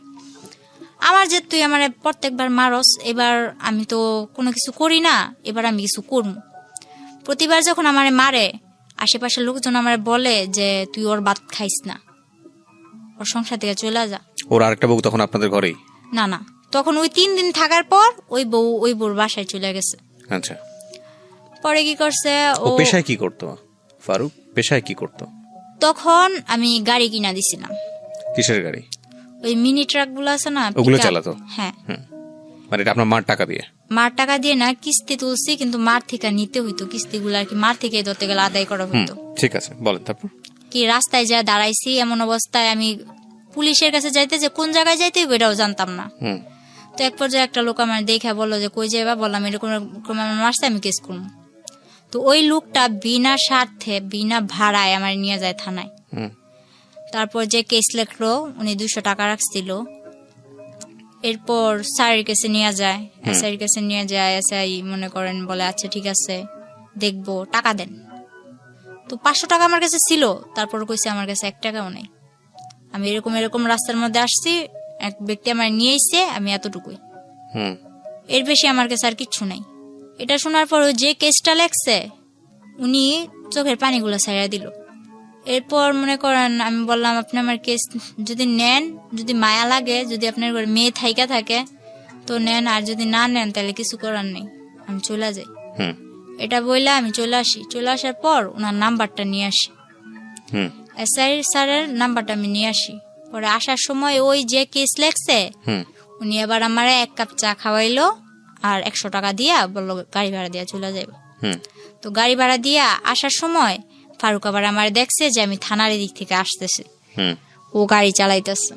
পরে মনে করেন ও থানার থেকে ওদিকে গেছে, থানার ওদিকে গেছে, ও কিছু জানতে পারে নাই যে আমি গেছি কি ভালো মন্দ। বাসায় এসে আমার জিজ্ঞেস করছে কই গেছিলি, কাজিরহাট। আমি কই কাজিরহাট আমি ডাক্তার কাছে গেছিলাম। কই কাজিরহাট তো কোনো ডাক্তারের দোকান নাই। তো আমি বলতেছি একজন বলছিল আছে, তো গেছিলাম পাইনি, আগে একটা বানাই টানাই বলে দিছি। পরে আমার তো আর মার সাথে ফোন করতে দেয় না। যাই হোক, এক ভাবির মোবাইল দিয়া ফোন করি, অনেক কষ্টে ফোন করি। ফোন করে বললাম মা আমি তো একটা কাজ করে ফেলছি, আমার এমন এমন মারছে, তোমার এতদিন জানাই না। ওর কাছে আমি যতই মাইর খাইছি, আমি কিন্তু আমার মারে জানাই নাই। ঠিক আছে। পরে মনে করেন মারে জানানোর পর মায়ে কয় তুই এটা কি করছস, তুই কেস কেন করছস, তুই এটা ভুল করছস। মারে বললাম আমার মারছে, ওইটা কি ভুল না? এটা বলার পর মা মনে করেন আর কিছু ভাবলো না, মা টিকিট কাটলো, বাংলাদেশে চলে আসবো। মা ডাইরেক্ট আমার শ্বশুর বাড়ি আসে কেস করার 1 সপ্তাহ পর। এর মধ্যে আমার মারধরও করছে, আমি হসপিটালও আমার নিয়ে যাওয়া হয়েছে। যারা হসপিটাল নিচ্ছে তারাও মাইর খাইছে আমার জন্য, এরকম ভাবে মারতো। আর যতবার মারতো, ওই আমার বাবা যেমন আমার সামনে রেখে আমার মারে মারতো না, ওরকম আমার মেয়েটারে আর আমার ভাইটারে সামনে রেখে আমারে মারতো। তো হয়তো বা ওই সময়টায় আমার ভাইটারে নিয়ে গেছিলাম দেখে আমি জীবিত আছি আজ পর্যন্ত। যতবার মারছে, আমার মাইরা ফেলার চেষ্টা করছে, ততবার আমার ভাইটা সামনে যায় দাঁড়াইছে আর কি। পরে ওরে কি করব, ওরা আর কিছু করার নাই। মায়ে গেল, মায়ে যাওয়ার পর মায়ে অনেক টাকা পয়সা ভাঙলো কেসের মধ্যে। আমরা যদি 5,000 খাওয়াই, ওরা 10,000 খাওয়ায়। ওরা যদি 10,000 খাওয়ায়, আমরা 20,000 খাওয়াই। এরকম করতে করতে এক পর্যায়ে কেসটা কিভাবে ওরা নামাই নিয়ে এসে বসছে টাকা দিয়ে। তো কি করছে, মা বলতেছে 3 দিন পর মা বলতেছে আমি বাসায় চলে যাই, আমারও তো ঘর দুয়ার যায় ঝাড়তে লাগবো।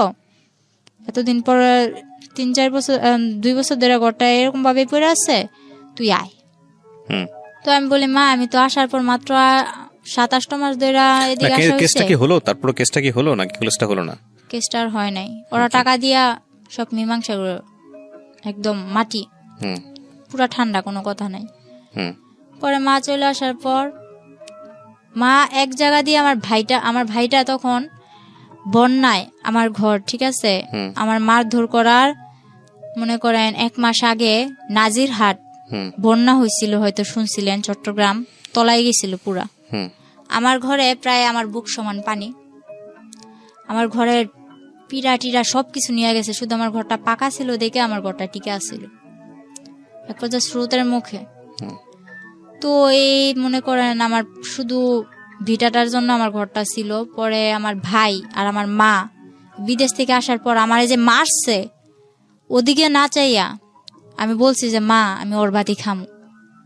মানুষ কত কষ্ট করে ভাত খায় না, গাজারুর ভাত খায়, জুয়ারুর ভাত খায়, আমি ওর ভাত খামু।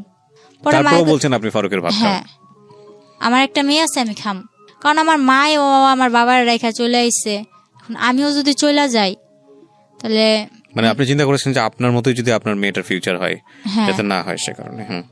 পরে কি করলাম, মারে এসব বুঝে মারে বাসায় পাঠাই দিলাম। মায়ে আসলো, মায়ে এসে 3 দিন পর মনে করেন আমার উপরে আবার মারধর করার পর আমি বললাম যে আচ্ছা ঠিক আছে, আমার মারধর করিস না, আমি বাসা থেকে ঘুরে আসি, আমি আবার চলে আসবো, কিন্তু বাসা থেকে ঘুরে আসি। পরে বলতেছে তুই তো গেলার আবি না। পরে বলতেছি না, আমি আমু। তখন গ্রামের মানুষ একটা প্রশ্ন তুললো, কি কয়, তোমরা যে বিয়ে করছো বিয়ের প্রমাণটা দাও। আমারে বলতেছে বিয়ের প্রমাণ দিতাম। ও বলে আমরা কোনো বিয়ে করি না, এতদিন আমরা অবৈধ সংসার করছি।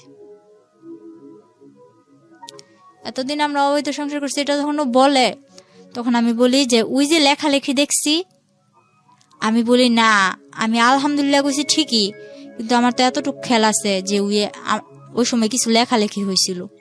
পরে বলতেছে আচ্ছা ঠিক আছে, ওই প্রমাণ দাও। ও বলে না, এর কোনো প্রমাণ নেই। তো আমার বিয়ে তো হয়েছিল কক্সবাজার চকরিয়া, ওই ঠিকানাটা আমার মারেও দেয় না, আমারও দেয় না। এক পর্যায়ে আমি বললাম আচ্ছা ঠিক আছে, তুই ঠিকানা দিবি না ভালো কথা, আমিও অসুস্থ, তুই আমারে টাকা দে, আমি বাসায় যাবো। আমি তোর 1 টাকাও দিতাম না, তুই যদি বাসা থেকে সুস্থ হয়ে আইতে পারস তাহলে তুই যা, কিভাবে যাবি, তারপর আবার চলে আবি। তারপর আমি মার থেকে টাকা নিয়ে 800 টাকা নিলাম, টাকা নিয়ে বাসায় চলে গেলাম। বাসায় চলে যাওয়ার পর ওরে মারে বললাম বুঝে যে মা, আমি ওর ভাত খামো না, ব্যাস এতটুকুই। এরপর ওই ওদের গ্রামের মাতবর চেয়ারম্যানরা বলতেছে কি ব্যাপার, তুমি প্রমাণ দিতে পারতা না, তাইলে সত্যি সত্যি এতদিন তুমি অবৈধ সংসার করছো। পরে আবার আমি আমার মার থেকে মনে করেন খোঁচায় টোচায় টাকা নিয়ে যে জায়গায় বিয়ে হয়েছিল ওই জায়গায় গেছি। আমি ওই জায়গাটাই গেছি, যাইয়া ওই কাজিরে খুঁজা বাইর করছি। আমি একা, আমার মেয়ে আমার মার কাছে, আর আমি একা ওই কাজিরে চট্টগ্রাম চকরিয়া যাইয়া ওই কাজী মতিন রে খুঁজা বাইর করি। খুঁজা বাইর করার পরে ওই কাজের অনেক বুঝা টুজা টাকা পয়সা কিছু দিয়া, আমার বন্ধু বান্ধব কতগুলো আসছিল, ওই যে বন্ধু বান্ধব কিন্তু আমার না, বন্ধু বান্ধব ওরই, ওই যে আমার মেসেঞ্জার বুঝাইছে, ফেসবুক বুঝাইছে, যে এই যে দেখ ফেসবুক এমনি চালায়, মেসেঞ্জার এইভাবে চালায়, এইভাবে চ্যাটিং করে। তো ওর বন্ধু বান্ধব গুলারে আমি ফোন দিছি যে এরকম এরকম। তখন ওর বন্ধু বান্ধব গুলা ওর হইয়া আর একটাও কথা কয় না, সবাই আমার হয়ে এই কথা বলে। পরে আমি যখন বুঝা বললাম যে ভাই, আমি তো এরকম কাবিনের কাগজ নিতে আসছি, তো আমার দেয় না টাকা ছাড়া, আমার কাছে তো যাওয়ার ভাড়াও নাই। এটা বলার পরে বলতেছে আচ্ছা ঠিক আছে আমরা দেই।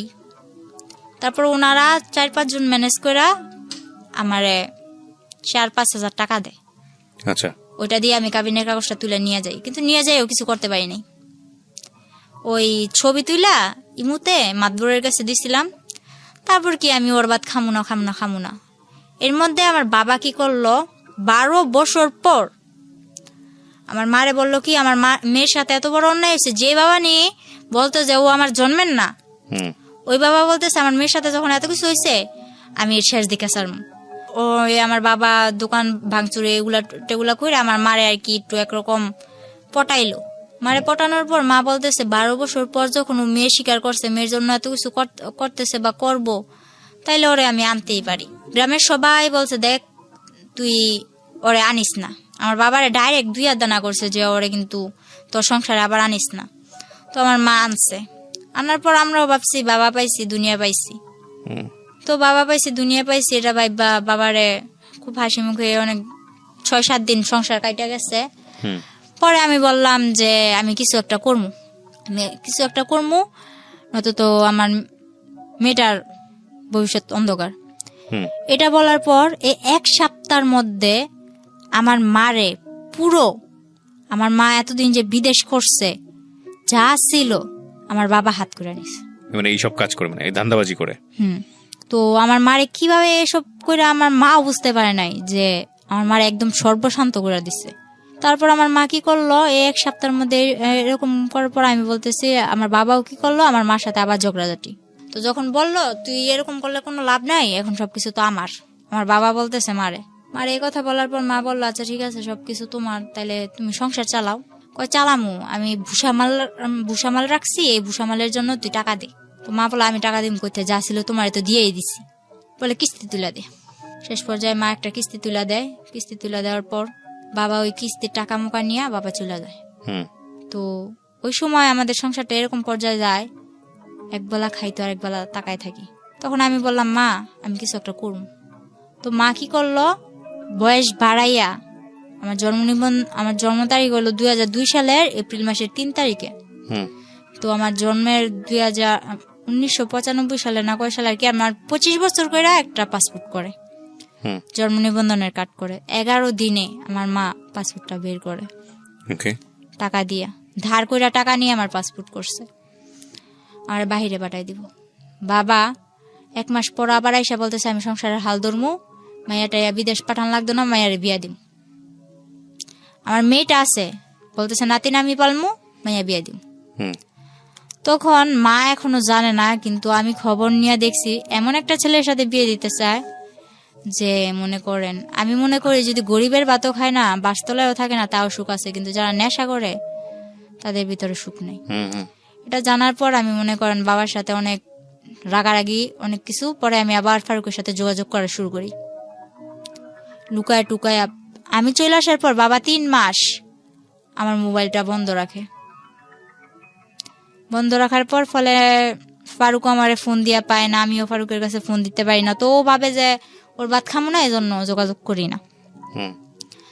তো এটা ভাবার পর ও আমার টেনশন মাথা থেকে সারিয়ে দেয়। ওই যে আগে যে একটা বিয়ে করছে, ওই বিয়ের পরও আমাদের নবীগঞ্জ, নারায়ণগঞ্জ নবীগঞ্জ এর মধ্যে এদিকে এসে একটা গার্মেন্টসের মেরে বিয়ে করে, মানে সে বিয়ের উপরেই আছে আর কি মোটামুটি। হ্যাঁ। পরে আমি জানতে পারি যে কোনো ভাবে, জানতে পারার পর ওরে বলি যে তুমি এরকম বিয়ে করছো। বিয়ে করছি ঠিক আছে, তুই যদি নারায়ণগঞ্জ আইসা আমার জন্য টাউনে আইসা কোন একটা কাজ কর্ম ঠিক করস, তাহলে আমি তোর কাছে পড়বো, একটা বাসা লবি, তুই আর আমি থাকবো। তো আমি বললাম যে বাবা আমি বিয়ে করবো না। তখন আমার বাবা মারে অনেক মারধর করে। আপনি আবার চলে যান ফারুকের কাছে? চলে যাই না, ও আমার কাছে আসে না। আপনি জান যেতে রাজি ছিলেন? হ্যাঁ। পরে বাবা আমার অনেক মারলো, মনে করেন আমারে তো বাবুর আব্বু মারছেই, ফারুক তো আমারে মারছেই, কিন্তু ফারুকের থেকে দ্বিগুণ আমার বাবা আমারে মারলো। পরে মা আমার জন্য মা অনেক মার খাইলো। পরের দিন আমি বললাম যে আমি থাকবো না, আমি চলে যাবো। তো কিছুতে আমার ঘর থেকে বের হইতে দেন আমার মা।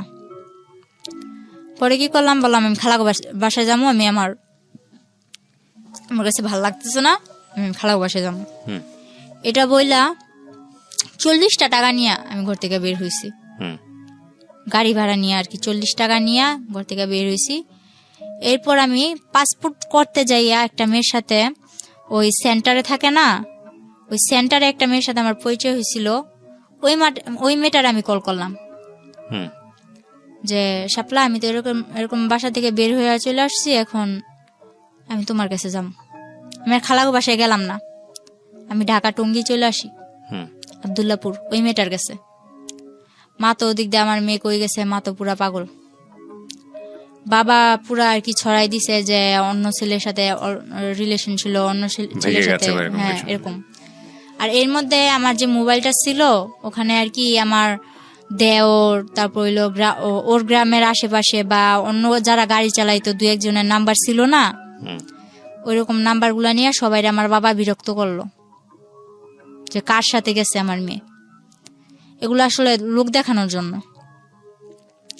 পরে আমার বাবা এরকম করার পরে আমি চলে আসলাম। তারপর ওই ফেসবুকে ওরই বন্ধু এক আনোয়ার, ও ওমান থাকে, ও কি করলো হঠাৎ করে আমার ফোনে ফোন দিল। তখন আমি ওই শাপলার কাছে, যে মেয়েটার সাথে আমার পরিচয় হয়েছিল ওই মেয়েটার কাছে, শাপলার কাছে। পরে কি করলাম, ওই শাপলার কাছে যাওয়ার পর আমি ওই আনোয়ার কল দিছে আমারে। কল দেওয়ার পর আমি রিসিভ করি না, ও রিসিভ করে বললো যে মিম কই। বলে মিম তো ঘুমাইতেছে, ও তো অনেক অসুস্থ, ও তো ওর বাড়ি ছেড়ে চলে আসছে, ওর বাবার অনেক মারধর করছে, ও তো এখন চলে আসছে। ও কি কিছু খাইছে? ওই আনোয়ার আবার আমার প্রতি একটু দুর্বল ছিল, এটা আমি জানতাম না, তখন জানলাম ও কি কিছু খাইছে। পরে শাপলা বললো না খাই নাই, আমার কাছে টাকা নাই, খাওয়াইতে পারিনি। ওই ছেলে আবার কি করছে, আমারে কিছু না বইলা, আমার সাথে কিন্তু ওর সাথে তখন ওরকম কোনো সম্পর্ক নাই, বন্ধু হিসেবেও কোনো সম্পর্ক নেই। ও কি করলো, বললো যে তুমি এখন বিকাশের দোকান যাও। ওই মেয়েটার সাথে সাথে বিকাশের দোকানে যাওয়ার পর 10,000 টাকা দেয় ওরে আমারে খাওয়ানোর জন্য, কিন্তু আমি জানি না। পরে ওই মেয়েটা আমার নিয়ে আমার বলে না, আমার ফোনে আর ফোন দেয় না, ওই শাপলার নাম্বার নিয়ে শাপলার সাথে যোগাযোগ করে আমি কেমন আছি, ভালো আছি কিনা শাপলারে জিজ্ঞেস করে, তো আমারে জিজ্ঞেস করে না। পরে শাপলা আমার খাওয়াইতেছে দাওয়াইতেছে খুব ভালো। এর মধ্যে আরেকটা ছেলে, ওর নামটা আমি ভাঙতে চাইতেছি না, ওই ছেলেটাই মেসেঞ্জারে আমারে বলে, ওই ছেলেটার সাথে আমার অনেক দিন ধরে যোগাযোগ, আমার মেয়ে আছে, আমার কিভাবে সংসার ফেলায় আমি আসছি, আমার বাবা আমারে মারধর করে, টোটালি সব জানে ফেসবুকে। হ্যাঁ, ওই মেসেঞ্জারে কতগুলো গ্রুপ থাকে না, ওই গ্রুপ থেকে সব জানে। সব জানার পর তারপর ও বললো কি, ওরে কিন্তু আমি প্রথম আঙ্কেল ডাকছিলাম, ওই ছেলেটারে প্রথমে আমি আঙ্কেল ডাকছিলাম। পরে ওই ছেলেটা বলে যে, আমি বলতেছি যে এক পর্যায়ে যখন আমি ওই টঙ্গী আব্দুল্লাপুরে চলে আসি, এরপর আস্তে আস্তে আমি ওই মেসেঞ্জারে কথা বলা শুরু করি ফারুকের সাথেও, আর ওর বন্ধু বান্ধবের সাথেও, আর আমার কিছু বন্ধু বান্ধব আছে ওদের সাথেও। এরকম করতে করতে অনেক বন্ধু বান্ধব হয়ে গেল। তো ওই ছেলেটা বলতেছে যে তখন আমার ফেসবুকে সবাই বাবলি নামে চিনত, তো যেখানে মারিয়া নামটা শোনে ওইখানে আমার হাজবেন্ড ফারুক আমার ভাইরাল করে, ওই অন্য মাইশের বডিতে আমার ফেস টেস লাগায়া ভাইরাল টাইরাল করে, অপমান করে। তো আমার এক ফ্রেন্ড আমারে মিম আক্তার নামে একটা আইডি খুলে দিল। তো মিম আক্তার নামে আইডি খুলে দেওয়ার পর তখন থেকে আমার মিম মিম বলে।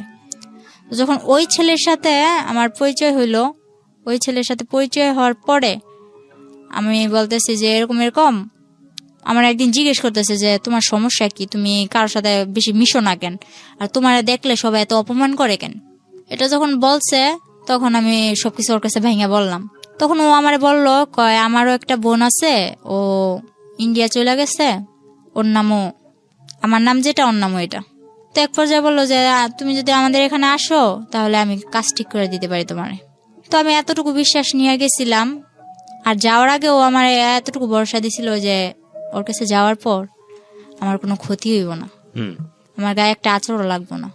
যাওয়ার পর যেটা হইলো, কিছুদিন ভালো হয়েছিলাম, একটা বাসায় উঠলাম, তো ওই আনোয়ার এদিক দিয়ে আমার জন্য পাগল, শাপলারেও পাগল করে দিতেছে, ওইটাও আমি জানি না।